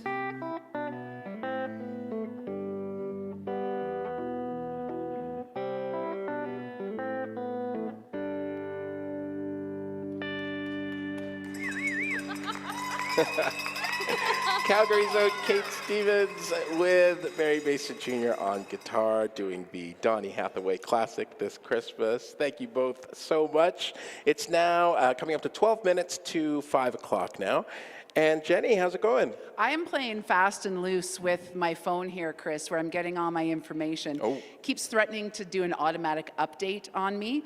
I'm like, if you could just hold off. It's been telling me for the last hour and a half it's going to do it in the next hour. So at any moment, I could lose all of my information. So while I have it, let me talk about it. Southbound McLeod Trail, it's really slow this afternoon. It starts to gear down, honestly, at about 58th Avenue. That's where it gets really slow. And things do not improve until you get past Anderson or get past South Centre. So we'll say from Chinook right down to South Centre right now. Elsewhere in the southeast, southbound Deerfoot's got some volume around Southland. Northbound Deerfoot is busy coming up to Anderson. That backs up towards Barlow Trail. And then there's westbound Glenmore. So there are delays from 18th Street to about Elbow Drive. Then you get a little bit of a break before traffic slows down again from Crowchild to about Sarcee Trail.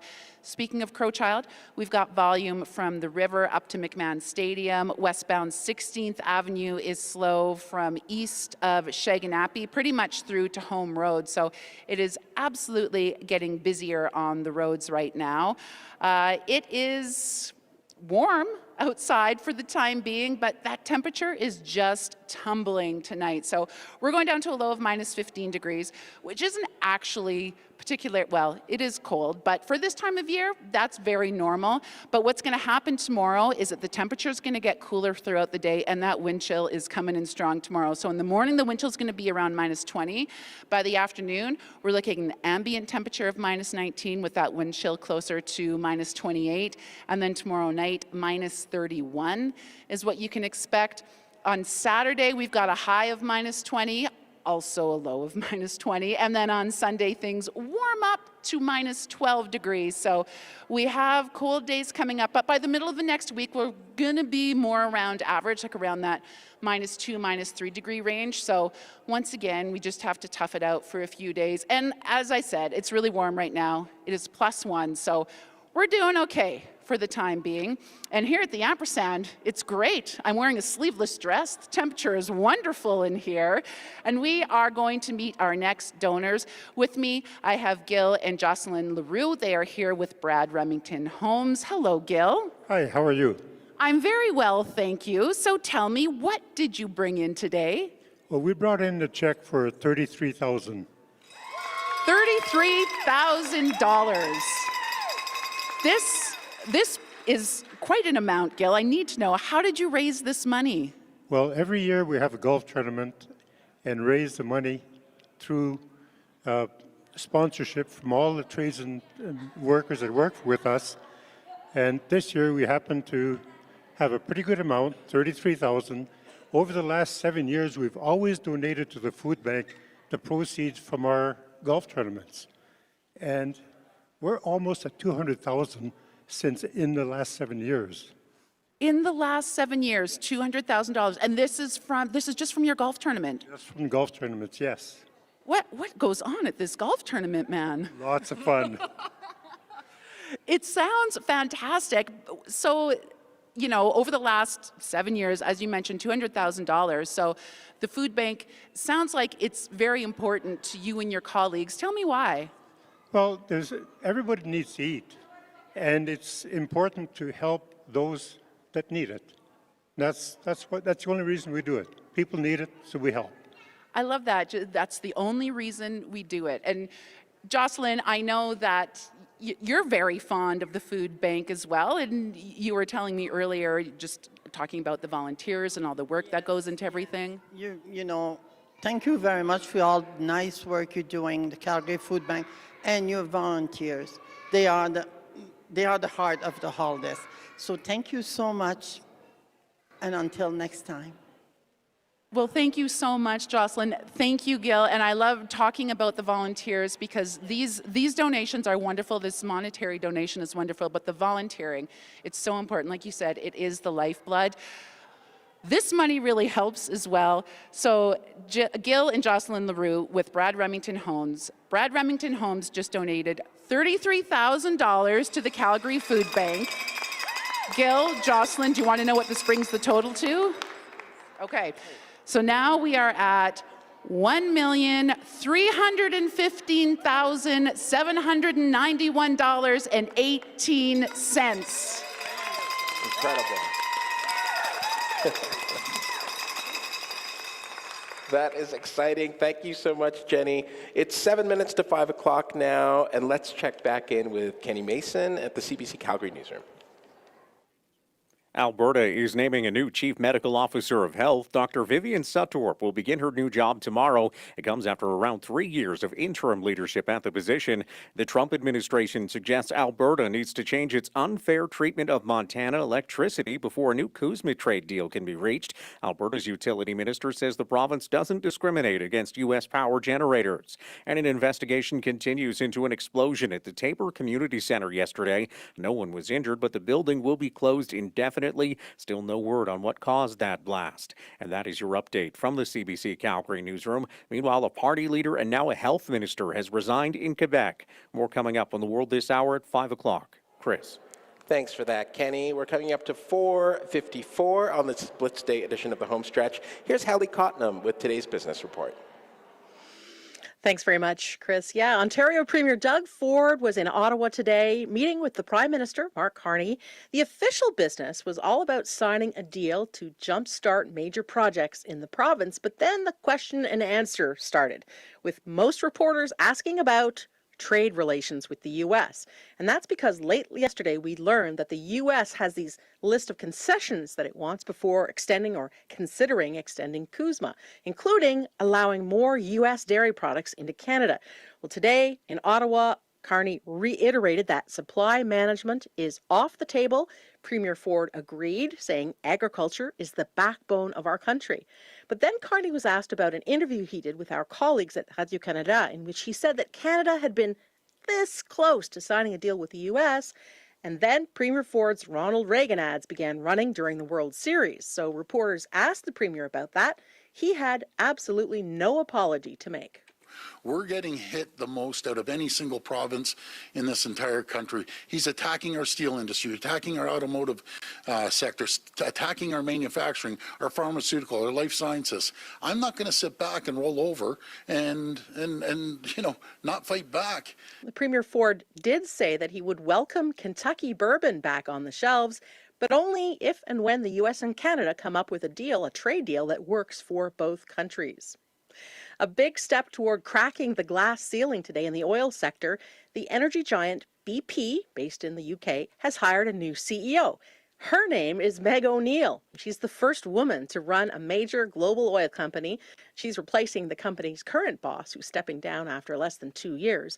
Now, O'Neill heads up an Australian oil and gas company called Woodside Energy, but she spent 23 years climbing the corporate ladder at ExxonMobil, and she's expected to continue BP's strategy of moving away from renewables to focus on oil and gas.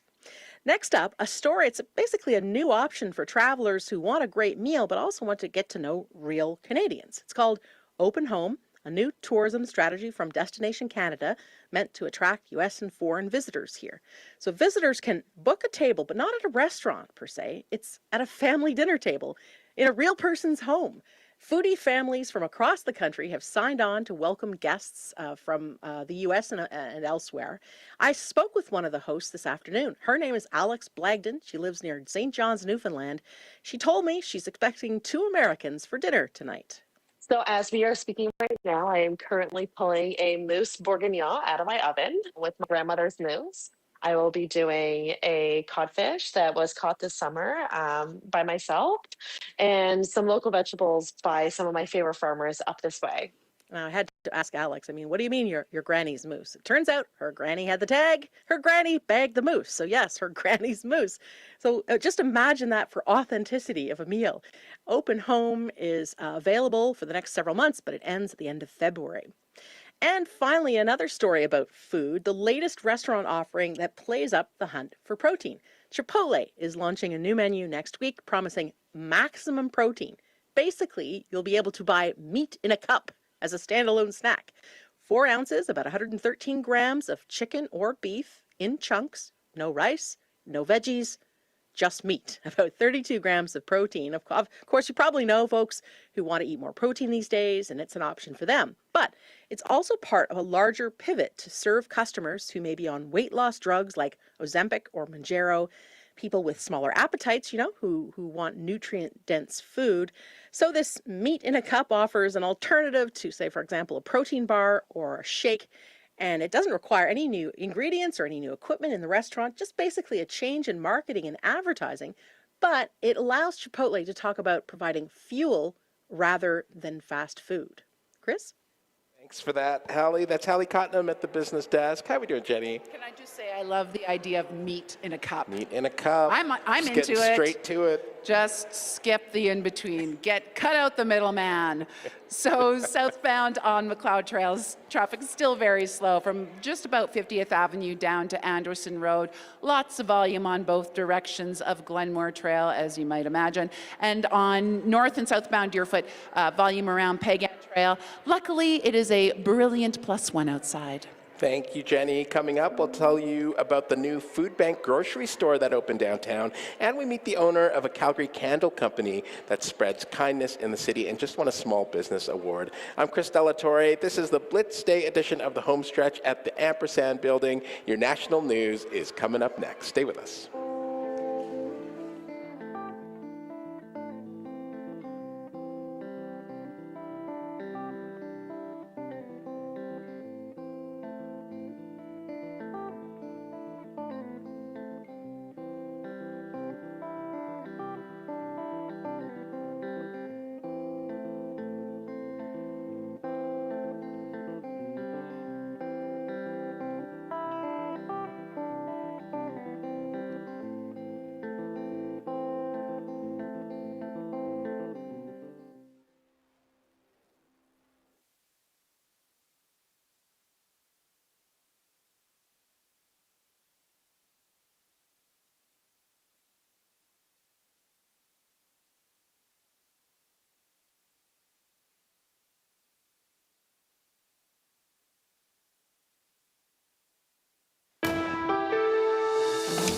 From CBC News, The World This Hour, I'm Kate McGilvery. Quebec's health minister has resigned. Christian Dubé is leaving his role and his party to sit as an independent after hinting that he was upset that Premier François Legault backed away from many of his healthcare reforms. Alexander Silberman has the details. Christian Dubé says he's stepping down as Quebec's health minister and departing from the Coalition Avenir Québec caucus. He plans to sit as an independent member in the National Assembly until the end of his mandate. Dubé's resignation, announced in a post on social media, follows an intense period of negotiations between the provincial government and doctors. Dubé led an effort to push through controversial reforms, like Bill 2, that would tie a part of physicians' pay to collective performance targets. The change was set to take effect at the start of the new year, but the impact was already being felt across the province when hundreds of Quebec doctors applied for a license in Ontario. The Quebec government and doctors' union recently reached a tentative agreement, but Dubé says the difficult negotiations are one of the reasons behind his departure. Alexander Silberman, CBC News, Montreal. That's not the only turmoil in Quebec politics today. Pablo Rodriguez also announced his resignation as the leader of the Quebec Liberal Party. Pressure had been mounting after allegations surfaced that some Liberals were paid to vote for him in last summer's leadership race. The Quebec Liberal Party is bigger than any of us. It has weathered storms, it has risen time and time again, and it will rise again. As he stepped down, Rodriguez repeatedly said he'd done nothing illegal or unethical, but said he'd become a distraction at a time when the party needs to concentrate on winning the next provincial election in October. Albertans pushing for more province-wide referendums will soon have to shell out 50 times more for the opportunity. The Alberta government has hiked the application fee for new citizen initiatives from $500 to $25,000. The Minister of Justice says petitions are costly, and the higher fee was added to discourage, quote, frivolous applications. TikTok's owners have signed a deal to sell U.S. operations to American investors. A number of reputable news sources have seen a purported memo from ByteDance's CEO. It says the proposed deal isn't quite complete and could be closed by the second half of January. Chinese-based ByteDance had been under pressure to sell the U.S. assets or be banned. Canada now has a better idea of what the U.S. wants to discuss when the review of the Canada-Mexico-U.S. trade agreement starts next year. The U.S. Trade Representative laid out a series of conditions yesterday, including more access for American products in Canadian markets. David Thurton has more on how leaders here are responding. When the Prime Minister and President Trump come up with a great deal for both countries, we'd be more than happy to bring in some maybe Kentucky bourbon. Ontario Premier Doug Ford making it clear his province's drinkers love American booze, and it will return to store shelves once Donald Trump's tariffs are gone. Until then, we're going to hold off. On Wednesday, American Trade Representative Jameson Greer listed Washington's demands when the Canada-US-Mexico trade deal comes up for negotiations next year. Those include lifting bans on American booze, changes to laws that require U.S. web giants to finance Canadian media content, plus greater market access for American dairy. The Prime Minister unwilling to budge on that. We've been clear about our approach to supply management. We continue to stand by that. We'll continue to protect supply management. Mark Carney says a deal will only be signed that's good for Canada. David Thurton, CBC News, Ottawa. And 2025 was Canada's second worst wildfire year on record, with nearly 9 million hectares burned. Environment and Climate Change Canada released a top 10 list of the weather events for the year. Wildfires were number 1. The list also included drought across much of the country, powerful thunder and hailstorms, and heat waves. And that is the world this hour. For CBC News, I'm Kate McGilvery.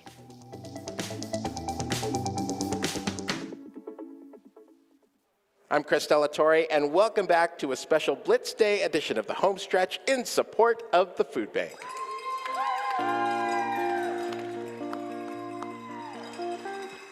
Calgary's own Kate Stevens is performing with us throughout the afternoon. We are at the Ampersand building for the Make the Season Kind campaign. So come join us if you can. We're here for another hour. We're at 112 4th Avenue Southwest downtown. We're also streaming the broadcast on YouTube, so just go to the CBC News Alberta page. So coming up this half hour, we'll tell you about a new food bank grocery store that opened downtown, and we'll meet the owner of a Calgary candle company that has, to date, raised nearly $500,000 to create inclusive workplaces for people with disabilities. And of course, all this as we support the food bank's goal of raising $1.5 million for the Calgary Food Bank.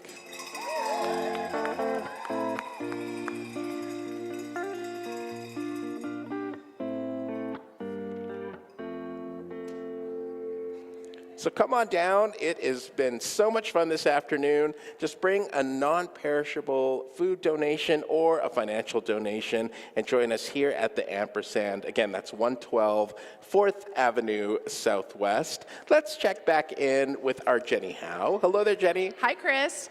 So the weather has been, I would say, cooperating quite fantastically this afternoon. There's been absolutely no change as far as our current temperature. Now, tonight, are we going to plummet? I'm calling it a plummet because it's like a 16-degree drop. We're going down to minus 15 overnight. There'll be a wind chill in there of about minus 20 degrees, but then tomorrow, what's going to happen is that while we have a minus 16 high, the temperature is going to fall as we go through the afternoon. So by the afternoon, we'll be at minus 19. That wind chill will be at about minus 28. We're expecting a colder wind chill overnight tomorrow. And then Saturday, we're just going to hunker down at minus 20. That's the high, that's the low. We're going to hit minus 20, and we're just going to stay there. There'll be a wind chill for sure. And then on Sunday, we've got a high of minus 12 degrees. I'm just going to say Monday's cold as well. But by Tuesday, Wednesday, we're going to be closer to zero. We'll be in and around that minus 2 range. So that is totally on par for this time of year. And as I mentioned, it's been warm all afternoon, plus 1. is where the temperature is right now. The roads are busy in the south. On southbound Deerfoot, it looks like there could be a collision just south of Southland Drive. Traffic is backed up to Deerfoot Meadows. Northbound Deerfoot is slow from Anderson back towards Barlow.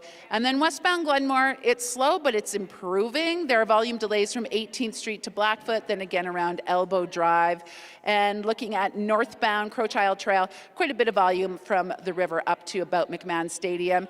And on eastbound 16th Avenue, there's a collision at Edmonton Trail. Traffic is backed up to about 4th Street in the northwest. If you spot anything else going on, you can give me a call this afternoon at star or pound 1010 or 403-521-1010. Thanks for that, Jenny. Kenny Mason joins us now from the CBC Calgary newsroom.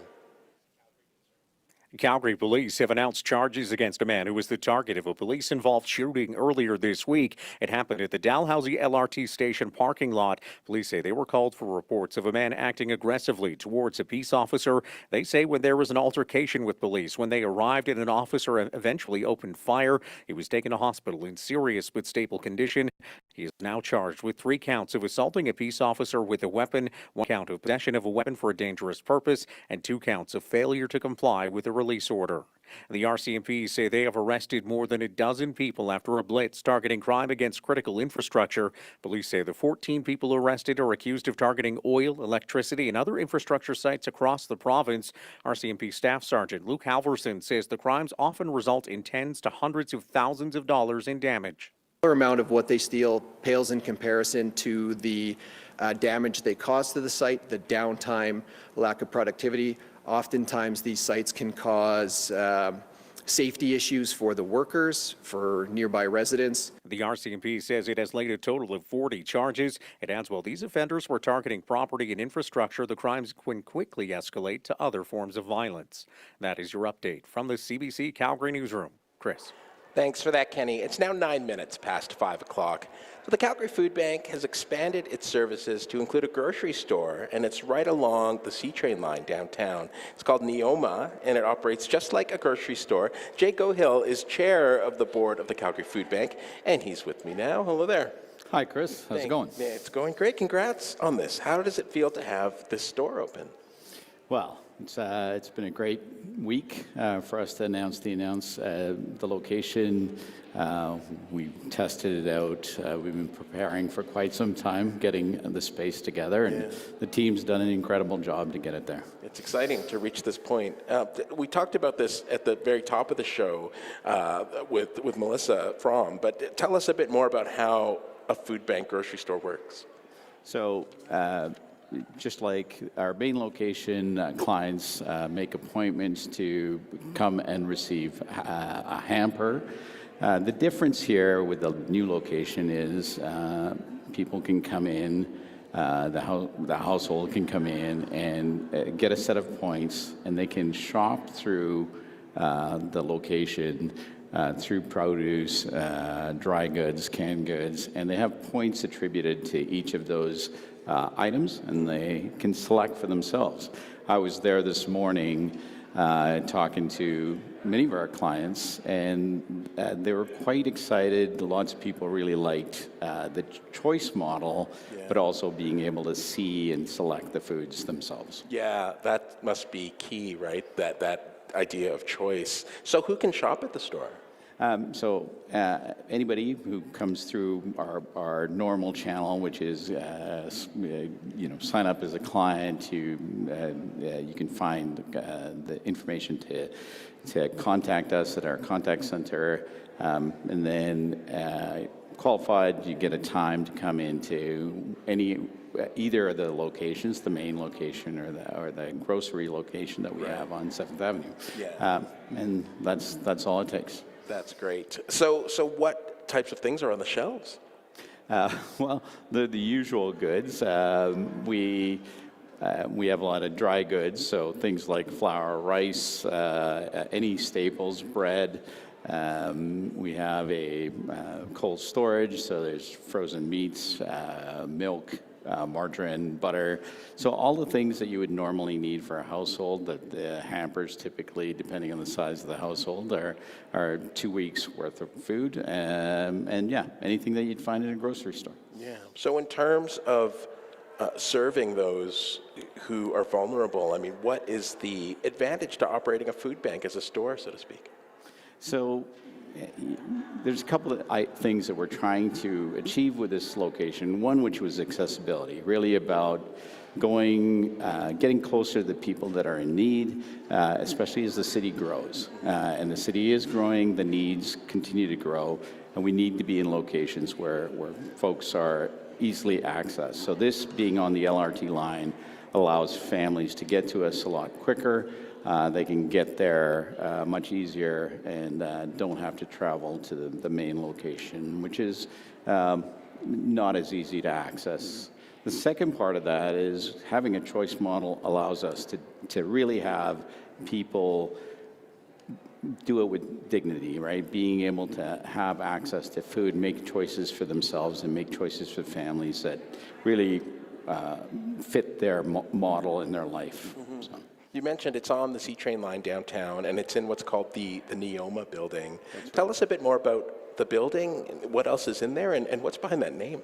So the name is derived from a word, Greek word called neoma. It's about new moon, really is the literal definition, but it's about new beginnings. And this is really a new chapter for the food bank, and that's what it represents to us is our new location and new chapter. It's also a collaboration with community partners. It's a really good demonstration of what the food bank wants to do, has been doing, continues to do.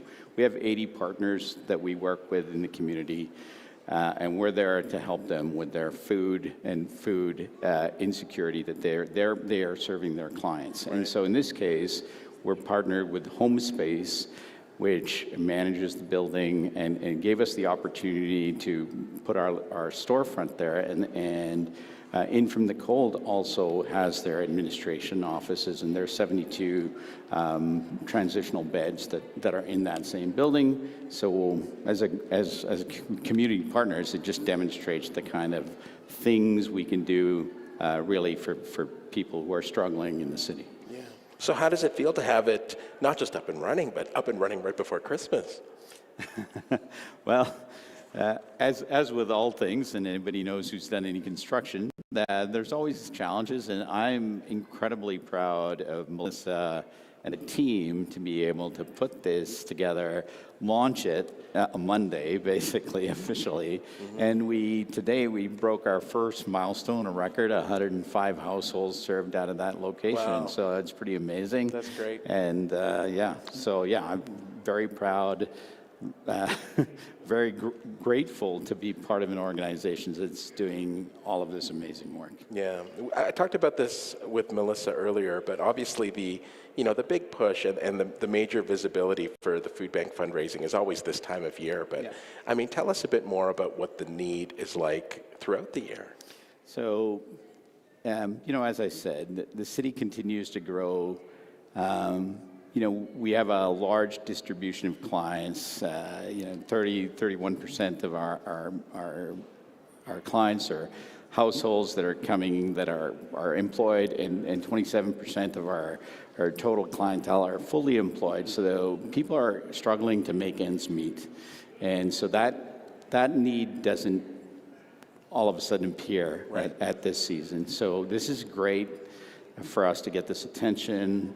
We're very grateful for CBC to help us do all of this in support of the food bank, but we're always in need, and there's always opportunities to volunteer, but also donate food and funds. We appreciate it. Well, I appreciate you joining us today, Jay. Thank you. Thank you. That's Jay Gohill, Chair of the Board of the Calgary Food Bank. Neoma is open now at 655 6th Street Southwest. How are we doing, Jenny? Well, it depends where you are right now. If you're southbound on McLeod in the southwest, you're probably not doing great. There's just so much volume. pretty much from Chinook Centre down to South Centre. So really from 58th Avenue down to Anderson Road. Southbound on Deerfoot, it looks like there's still a collision south of Southland. Traffic is backing up towards Glenmore Trail. And then in the northeast on eastbound 16th Avenue, a collision near Edmonton Trail that has traffic backed up beyond 4th Street now, west of 4th Street in the northwest. So you're just going to need some extra time. Outside, it is pretty warm right now, I will say, and it's going to be warm for the rest of this evening. As we get closer to morning, that's when the temperature is going to dip down to about -15, and -16 is actually our high for tomorrow. By the afternoon, there'll be a wind chill of about -29. Don't have to worry about that right now because it is +1 outside. And Chris, it is time to meet our next donor. I am joined right now by Rachel Moore. She's the Executive Vice President at Ovintiv. Hello, Rachel. Hello, pleasure to be here. Well, it's lovely to have you, and tell me, what did you bring with you today? Well, we brought a check for $30,000, so very excited to be able to add this. Earlier this year, we did a challenge at work called Avengers Against Hunger, and our employees raised a lot of money, $70,000 of which went to the Calgary Food Bank. So we decided we should top that up to a nice even 100 by giving an extra 30 today. So we're delighted. Our employees are passionate about the food bank being one of their charities of choice, and they were absolutely excited to be able to provide this kind of support to communities, especially at this time of year. I love hearing how passionate employees are about the food bank. I'm hearing this time after time. Everybody who comes in and makes these donations, everybody talks about their employees and just how passionate they are. Well, I think our employees are aware that food insecurity just hits close to home. In many cases, even affluent people know lots of people who have had to access the food bank, and we want to make sure that we're there for the communities that we work in. Ovintiv has a program where we match our employees' contributions. So if our employees choose the food bank, so do we.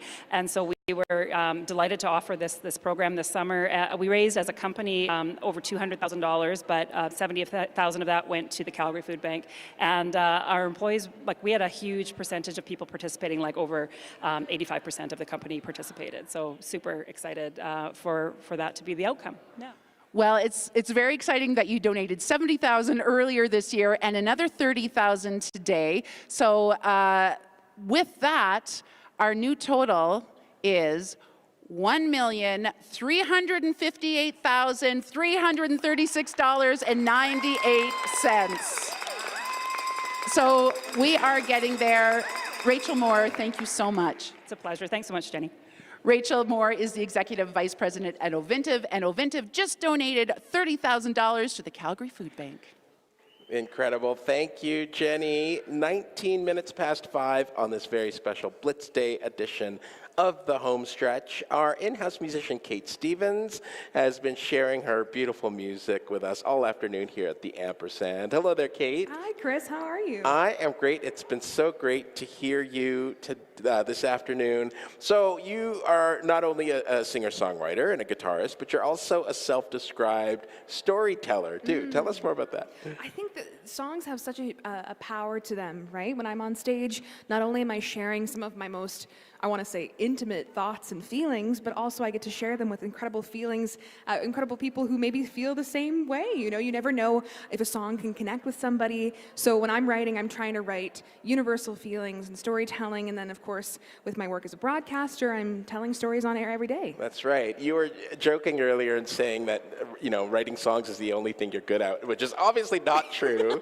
because your radio show on CKUA is pretty great. Tell us a bit about The Upload. Oh my gosh, Chris. I love my job. I love my job. I sit in a room and I play music all day and I get to discover new music. The Upload itself is about music news, music highlights, and more. And it truly is such a joy to be able to uplift musicians in the community that I live in and work in, and play Albertan musicians and play worldwide musicians, but also share music with listeners like people listening right now. Yeah, it's a really beautiful thing that you're not only an artist in this community, but you're also shining the light on others as well. And I think that's great, So you are in your mid-20s still, and you're just kicking butt here. Do you have other goals that you have on the horizon for yourself? Oh my gosh. I mean, be happy? I'm very happy. I'm so satisfied right now. It was so funny. I'm often interviewing people, and actually it was funny. I was showing my mom the show run of today because she's like, what songs are you playing? And I showed her and it said interview with Kate, and she was like, who are you interviewing? And I was like, no, I'm getting interviewed.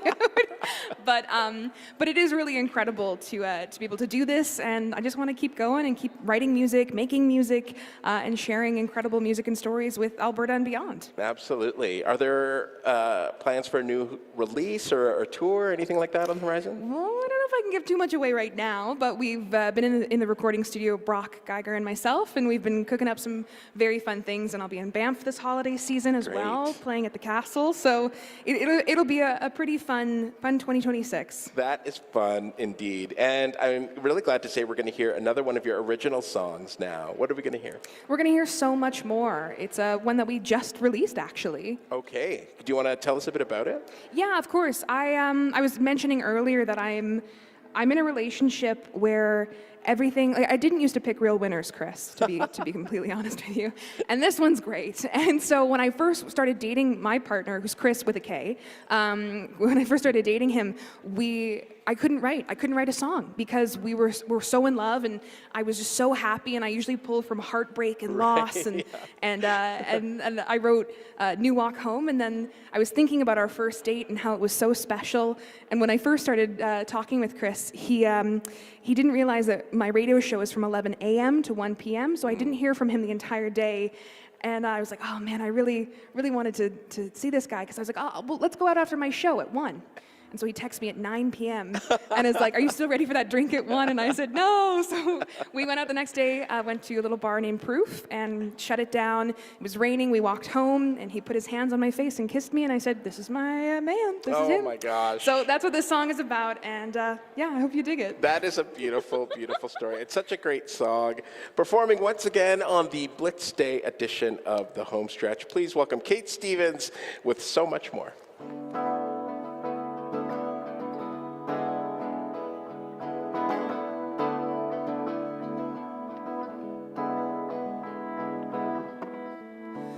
Outside, call my name, and I can hardly think of what happens next. Who's to blame, and did I leave my light on? The passing cars, falling rain, a willingness I haven't felt in ages. I can see it in our faces, and I know that it's the first time that we're meeting here tonight.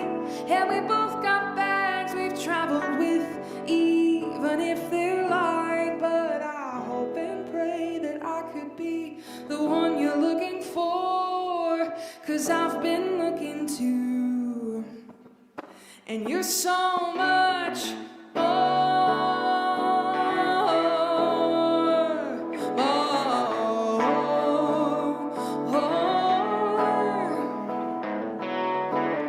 Sit me down, drink the wine, and tell our deepest secrets. A family, boy of 3, so soft but simply fearless. Grazing our hands and a laugh that guides me to your pathways.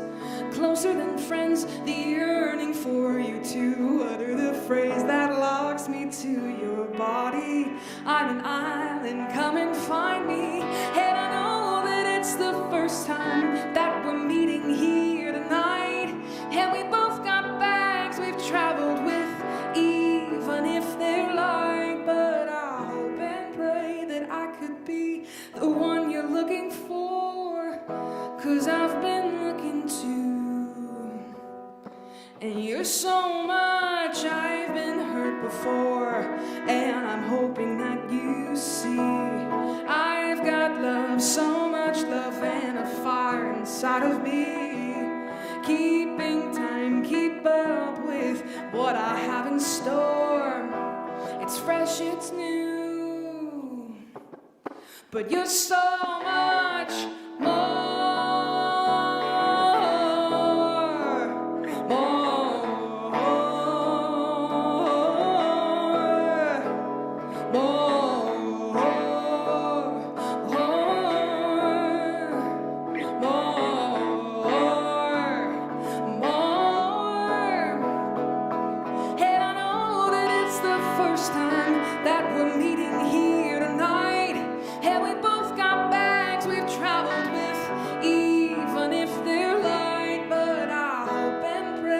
I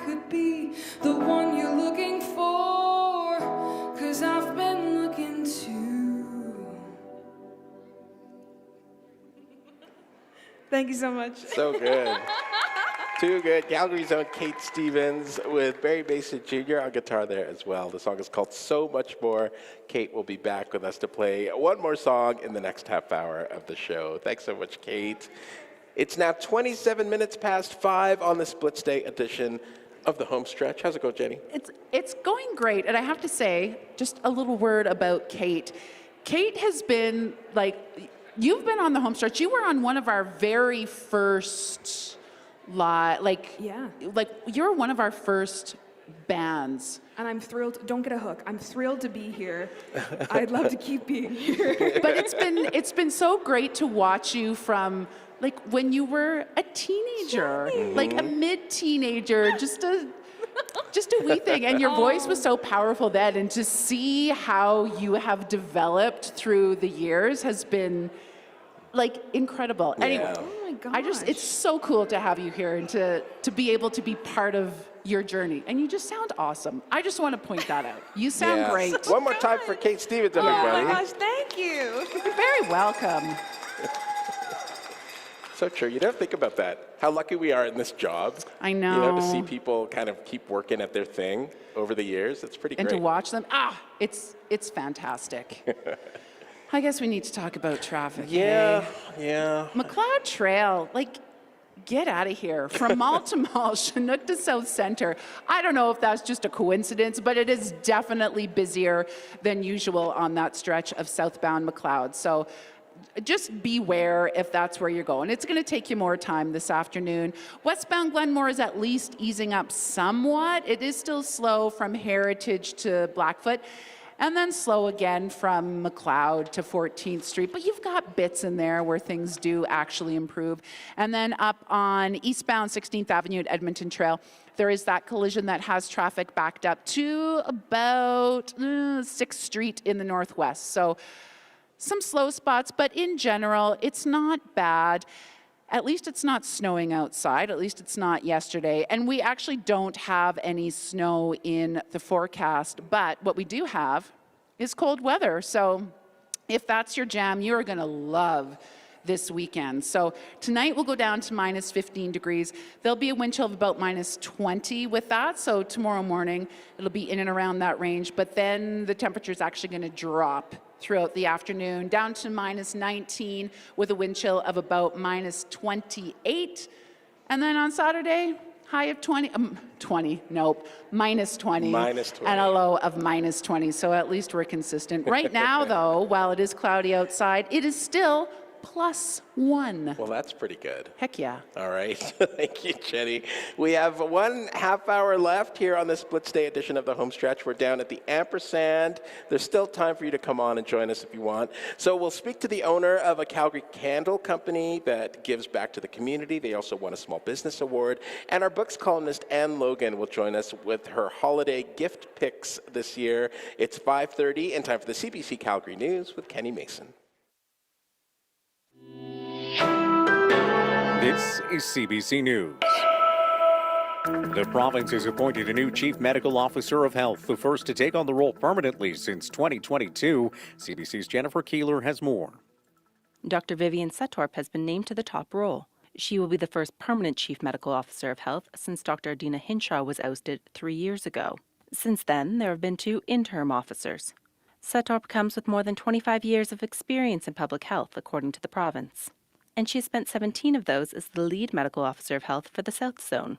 In her new job, she will be responsible for making public health recommendations and advising on policy, as well as overseeing programs for immunization and controlling outbreaks.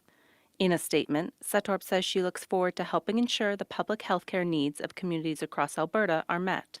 Jennifer Keeler, CBC News, Calgary. Alberta's treatment of Montana power producers is being raised as an issue in the upcoming CUSMA trade negotiations. The U.S. Trade Representative says the unfair treatment needs to be addressed before a deal can be reached. Carlo Dade is the Director of International Policy at the University of Calgary. He says Montana's access to Alberta's power grid has been a point of contention for years. So it's not just the Americans yelling, but I've had folks in Alberta who do trade with the U.S. worry about it from a competitiveness standpoint for their businesses. It's also an issue with the Americans that they're expecting it to see it rise up during the trade negotiations. Both Alberta's electric system operator and utilities minister Nathan Neudorf issued statements today saying it does not treat imports from Montana any differently than those from Canadian jurisdictions. New data from Statistics Canada shows Alberta is bucking the trend when it comes to population growth in Canada. CBC's Andrea Hunkar reports. Canada's population shrunk by 76,000 people from July to the end of September this year, but despite the lowest population increase since 2021 during the pandemic, Alberta still grew by 0.2%, where the population now sits at 5,041,000. The report says it's due to changing policies around international immigration. Ottawa is decreasing the number of temporary residents from 6.5% of Canada's population to 5% by next year. It's a story playing out at Edmonton's Norquest College. Director of International Markets, Nancy Thornton, says they're seeing fewer international students, but Alberta remains an attractive destination. We have a very strong labor market. I think that coupled with people are discovering we have a lower cost of living. The province says after a decade of unchecked immigration, it welcomes policies focused on economic migration and plans to use legal measures to take more control over Alberta's immigration. Andrea Hunkar, CBC News, Edmonton. Alberta is updating its police funding model, which could cost municipalities more in the next few years. CBC's Emma Zhao has those details. The province announced today that the cost of rural policing on municipalities will go from 22% to 30% over the next 5 years. Municipalities are currently contributing around 19% to frontline policing costs. The government says the move will ensure municipal contributions to policing are updated in a predictable and sustainable way. It cites RCMP collective agreements, inflation, and additional positions enabled by the funding model as reasons why policing expenses in smaller communities are rising. Alberta's police funding model was introduced in 2020 and includes a framework for communities with populations less than 5,000 to contribute up to 30% in policing costs. Municipalities across Alberta will begin paying 22% of the overall cost starting in 2026. Emma Zhao, CBC News, Edmonton. 37 people have died in traffic collisions in Calgary this year, according to CPS. The latest last night, just after 8:30 on Barlow Trail near 26th Street Southeast. Police say a 40-year-old man was heading north in a pickup when it collided with a semi that turned into its path. The driver of the pickup died at the scene. Police say speed may be a factor, but alcohol, drugs, and road conditions due to weather were not. A town 50 kilometers east of Lethbridge will be without many of its winter recreation options indefinitely. An explosion and subsequent fire severely damaged parts of Tabor's Community Center Wednesday afternoon. No one was injured, and police don't suspect any ill intent. So far, the cause of that blast is unknown. Darren Thibault is Tabor's chief administrator. The museum, Chamber of Commerce, we've got weightlifting, we've got archery, obviously the auditorium, curling rink, small ice, and large ice. So at this point in time, every single one of those are affected until we know what it is that we can do with the building. Thibault says it's still too early to know the cost of the damage. He says town council will face decisions on the future of the center. That is your update from the CBC Calgary newsroom. Chris. Thanks for that, Kenny. That's Kenny Mason in the CBC Calgary newsroom. My name's Chris Della Torre, and this is a special Blitz Day edition of the Homestretch. We are coming to you live from the Ampersand on this 40th anniversary of CBC's partnership with the Food Bank.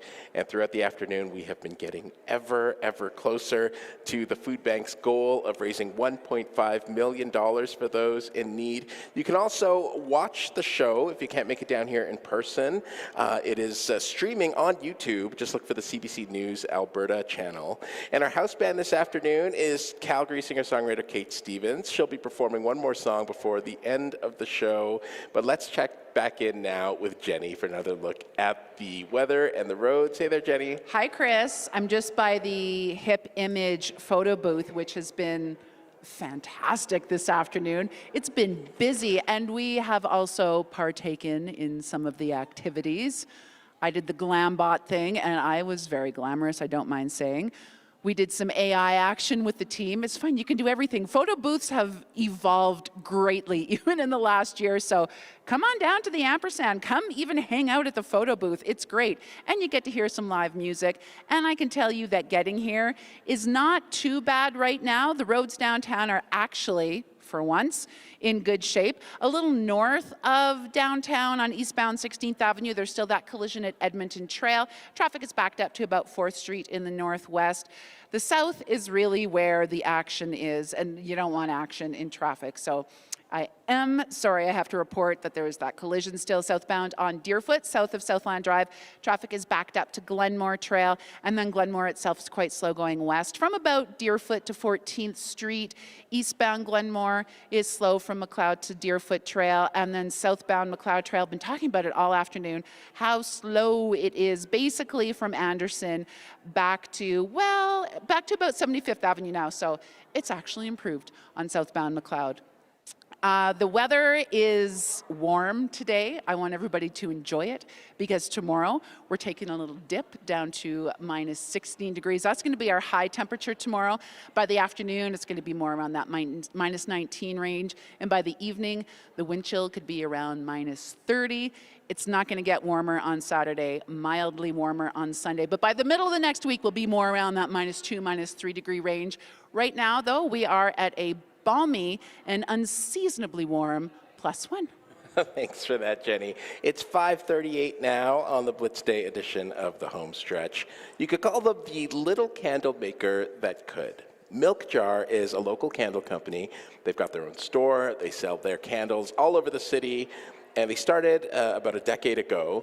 And since then, Milk Jar has raised nearly $500,000 through candle sales for inclusive workspaces and people with disabilities. And this year, Milk Jar earned a Small Business Award from the Calgary Chamber of Commerce for being a community champion. And Milk Jar owner Holly Singer is with me now. Hello there. Hi. Well, congratulations on this. What does this mean to you? Thank you. Oh my gosh, it's such an honor that this little candle company that I started 9 years ago in my kitchen is where it is today and has donated as much money as we have. It's honestly surpassed all my wildest dreams. Yeah, I mean, it's incredible. Success for the company is one thing, but to be able to do so much good with it is really amazing. Tell us a bit more about how this started for you. How did Milk Jar get its start? Yeah, it really wasn't my intention to be an entrepreneur. That was not in my life plan, but I think it was meant to happen in a way. And kind of when I was going through my 20s, trying to figure out what to do with my life and my purpose, probably one of the biggest things that we have at Milk Jar of being an inclusive workplace and working with people with disabilities has come in my kinese degree. So it was when I swam with a boy with cerebral palsy, and it was the first time I had ever spent a lengthy amount of time with someone with an intellectual disability. And I was really shocked by that I was 23 years old, never in any sports teams, classrooms, or jobs had we been together. Yeah. And that kind of really pushed this kind of purpose where, I wanted to create opportunities and see what I could do. And then the candle thing came probably 5 years after that. I just made candles and then, decided to create a company and we would donate and give back. And then here we are. Here you are. Tell us a bit more about how the donation campaign works at Milk Jar.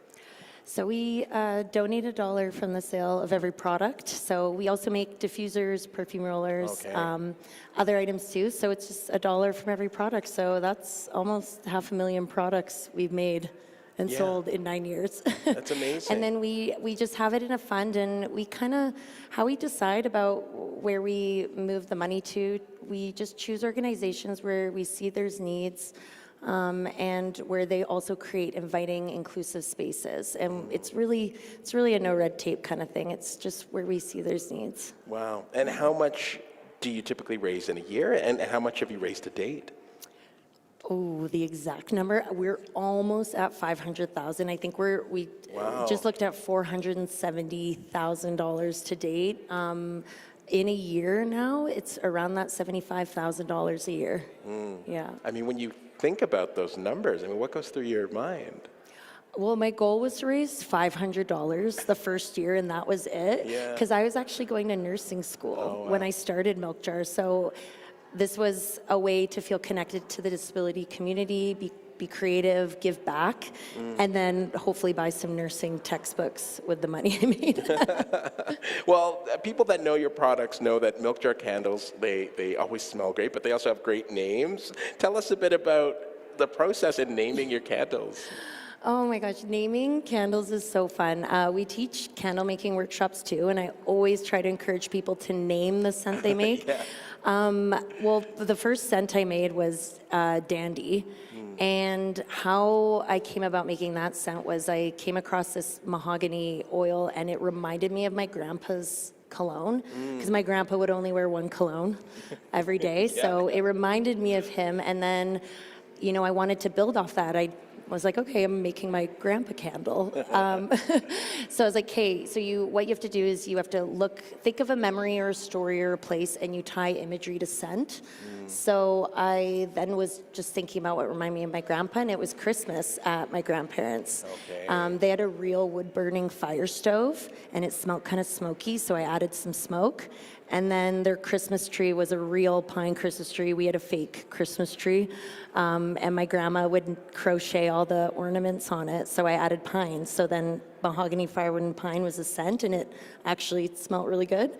And then I didn't end up naming it Grandpa Candle. I had to think of a better name. Grandpa candle. I don't think people would have bought Grandpa Candle.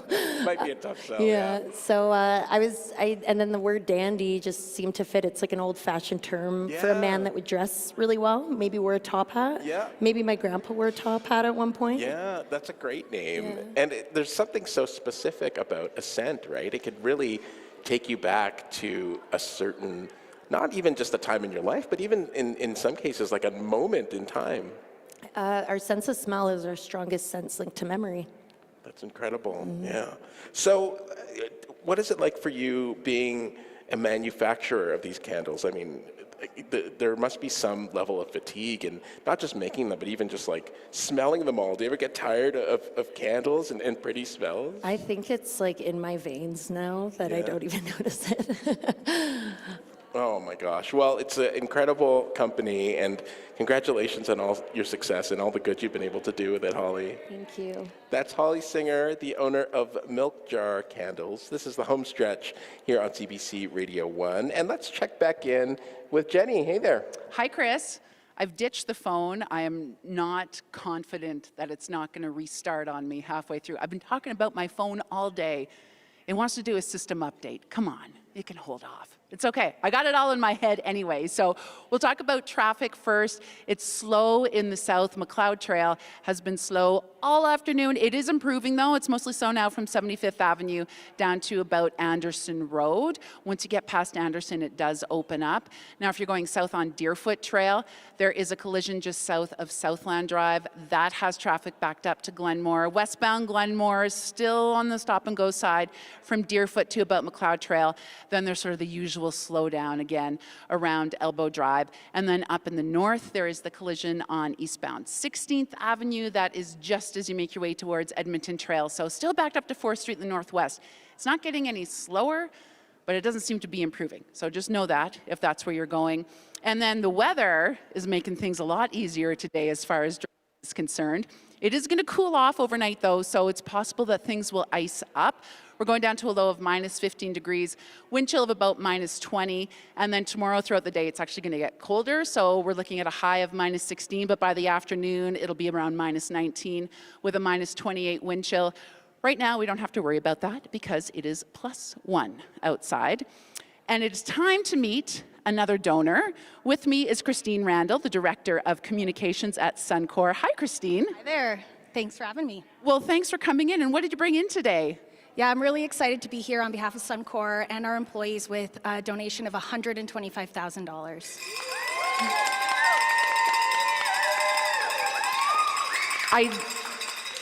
I want to find out how you raise this in a minute, but I just know from doing totals all day that that is so close to 1.5. It is so close. How did you raise the money? Yeah, for us, I think this was about, amplifying something that our employees are so passionate about. They volunteer year-round at the food bank, and so this is an opportunity for us not only to support the food bank, an organization that's so important to the city, but also to support a cause that our employees are really passionate about. I have been hearing this all afternoon just about the passion from the employees. What is it about the food bank? Yeah, you know, as I said, they volunteer year-round. We had a crew at the food bank earlier this week on Monday packing hampers. You know, Calgary is a place that Suncor and our employees call home. And, you know, I think for us, foundationally supporting our neighbors in tough times over the holidays, you know, that's so important. We think of it as an opportunity, also a responsibility we take seriously. And it's really just the Suncor way to volunteer, to financially support and give back to the community we call home. Well, Christine, with this donation from Suncor, this $125,000 donation, I can tell you that our new total is $1,483,336.18. You know, at Suncor, we don't like missing goals. So we're here. I heard we were maybe a tiny bit short. So we're willing to up our donation by about $17,000, and I think that gets you over your total.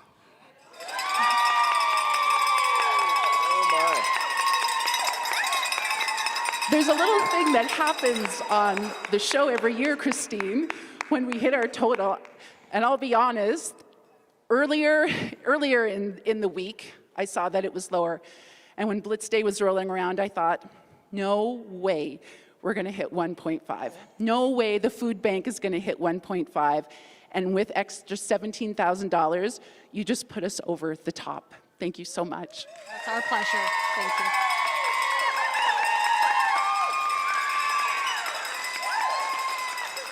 This is not me crying right now. This is me holding back the tears. Thank you very much. And thank you, Christine Randall, Director of Communications at Suncor. And thank you, Suncor, for the donation of, let me do quick math now, $142,000 to the food bank.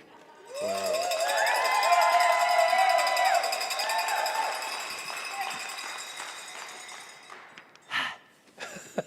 My glasses are fogging up now. Calgary, you did it once again. This is incredible. It's just incredible. Thank you so much for hanging out with us. The show is not over. We've got a couple more surprises for you. And our books columnist, Anne Logan, joins us with her holiday picks for book lovers. So Anne is the Associate Director of Development at the Calgary Public Library Foundation. She also writes about books at I'veReadThis.com. And little spoiler alert here, she has brought with her an incredible 6-pack of books that she recommends for the holidays. And folks in this room will have a chance to own that if they make a donation, but details are coming in just a second. Anne, hello there. Hi, Chris. Nice to see you again. I think I can guess what your answer is going to be, but what are your thoughts on books as a Christmas gift? Books are, of course, the best gift to give over the holidays, and you can get everyone done on your list. Just head to your independent local bookstore, ask for some help, and you'll check everyone off. Yeah. So let's start with books for kids. It's, of course, a classic gift for children. What would you suggest there? Okay, so for the kids on your list, there's a book called The Little Ghost Quilt's Winter Surprise from author Real Nason and Calgary illustrator Byron Eggenschweiler. So this is the follow-up to their best-selling book, The Little Ghost Who Was a Quilt, which is actually a Halloween book about a ghost who struggles to make friends because he's made of a heavy quilt rather than a light sheet. So this book is the Christmas sequel, where the quilt actually has a heavy enough layer to venture out in winter, but none of his ghost friends are able to because they freeze and just their sheets. So he discovers that humans are celebrating the holidays, and he brings these traditions indoors for his friends so they can all celebrate together. This is a slightly longer picture book. It's best for kids 3 to 7, although my 10-year-old really likes reading along with us too. And I think that's because the pictures are so cool. They're done in these really subtle black and beige tones. There's only certain items that are colored either blue, green, or red, so the emphasis is just as much on the illustrations as they are the text. So it's got this really spooky feeling to it. It's not frightening, it's just really unique, and it really captures kids' imagination. Sure, that sounds so great. That's called The Little Ghost Quilt's Winter Surprise. We know there's a big appetite for romance in the world of books. What's your recommendation there? Okay, so this is a holiday romance. It's called Christmas at the Ranch by Julia McKay, which is actually the pen name for Marissa Stapley. She wrote the best-selling book Lucky. She's written other romance books under the pen name Maggie Knox, so she's got lots of identities. Yeah. This novel is about a young woman, Emery, who flees Toronto to a fictional small town called Evergreen in cottage country in Ontario. So she goes to Evergreen because her wealthy father has just been thrown in jail for fraud, and their family news is splashed everywhere in the news. But Evergreen isn't a safe place for Emery either, because she spent one Christmas there years ago, and her one true love, a rancher named Tate, still lives there. So after a rough breakup that's revealed to the reader through diary entries, the question is whether or not they will able to rekindle their love. And of course they do. Of course they do, sure. One look at the cover of this book will confirm it's going to have a happy ending. But I enjoyed the complication of their relationship. There's this element of class difference, painful family pasts, and it makes it all much more believable. Romance novels, a lot of them tend to get hung up on these stupid miscommunications, which does not happen in this book. It has a lot of depth, but still a very cozy vibe. There's horses riding in snow and hot chocolate by the fire.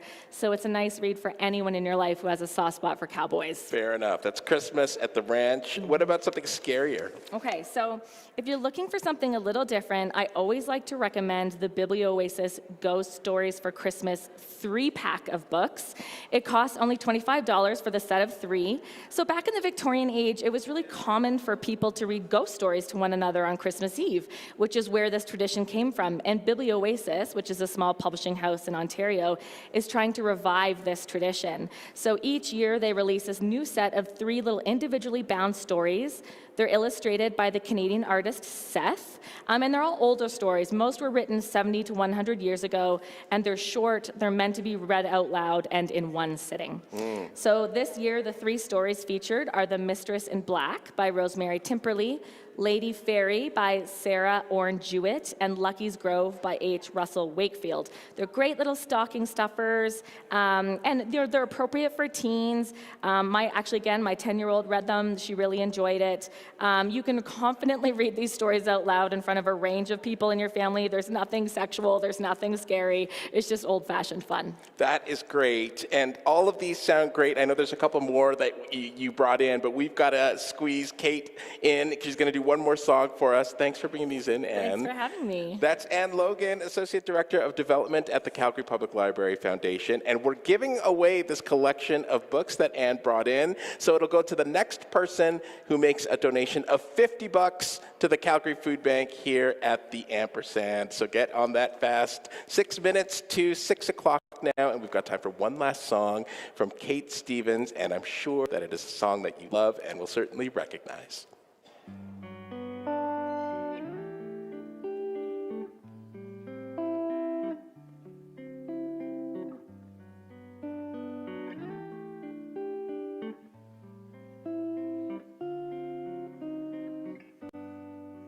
Have yourself a merry little Christmas. Let your heart be light. From now on, our troubles will be out of sight.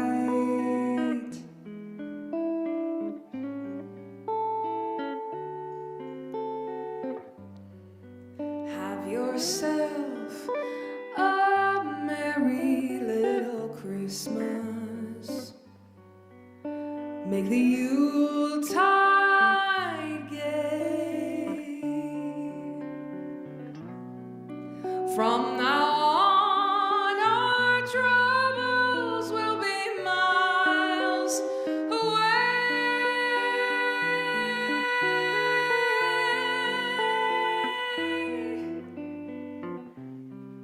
Here we are, as in olden days, happy golden days of yore.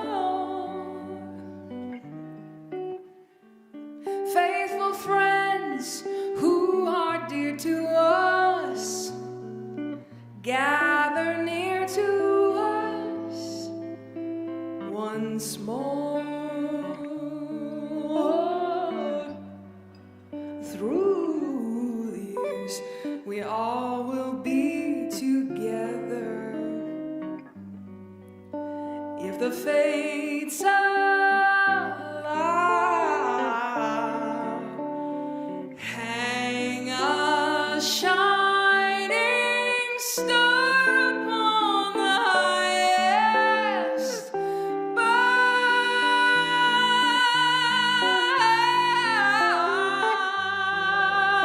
and have yourself a merry little Christmas now.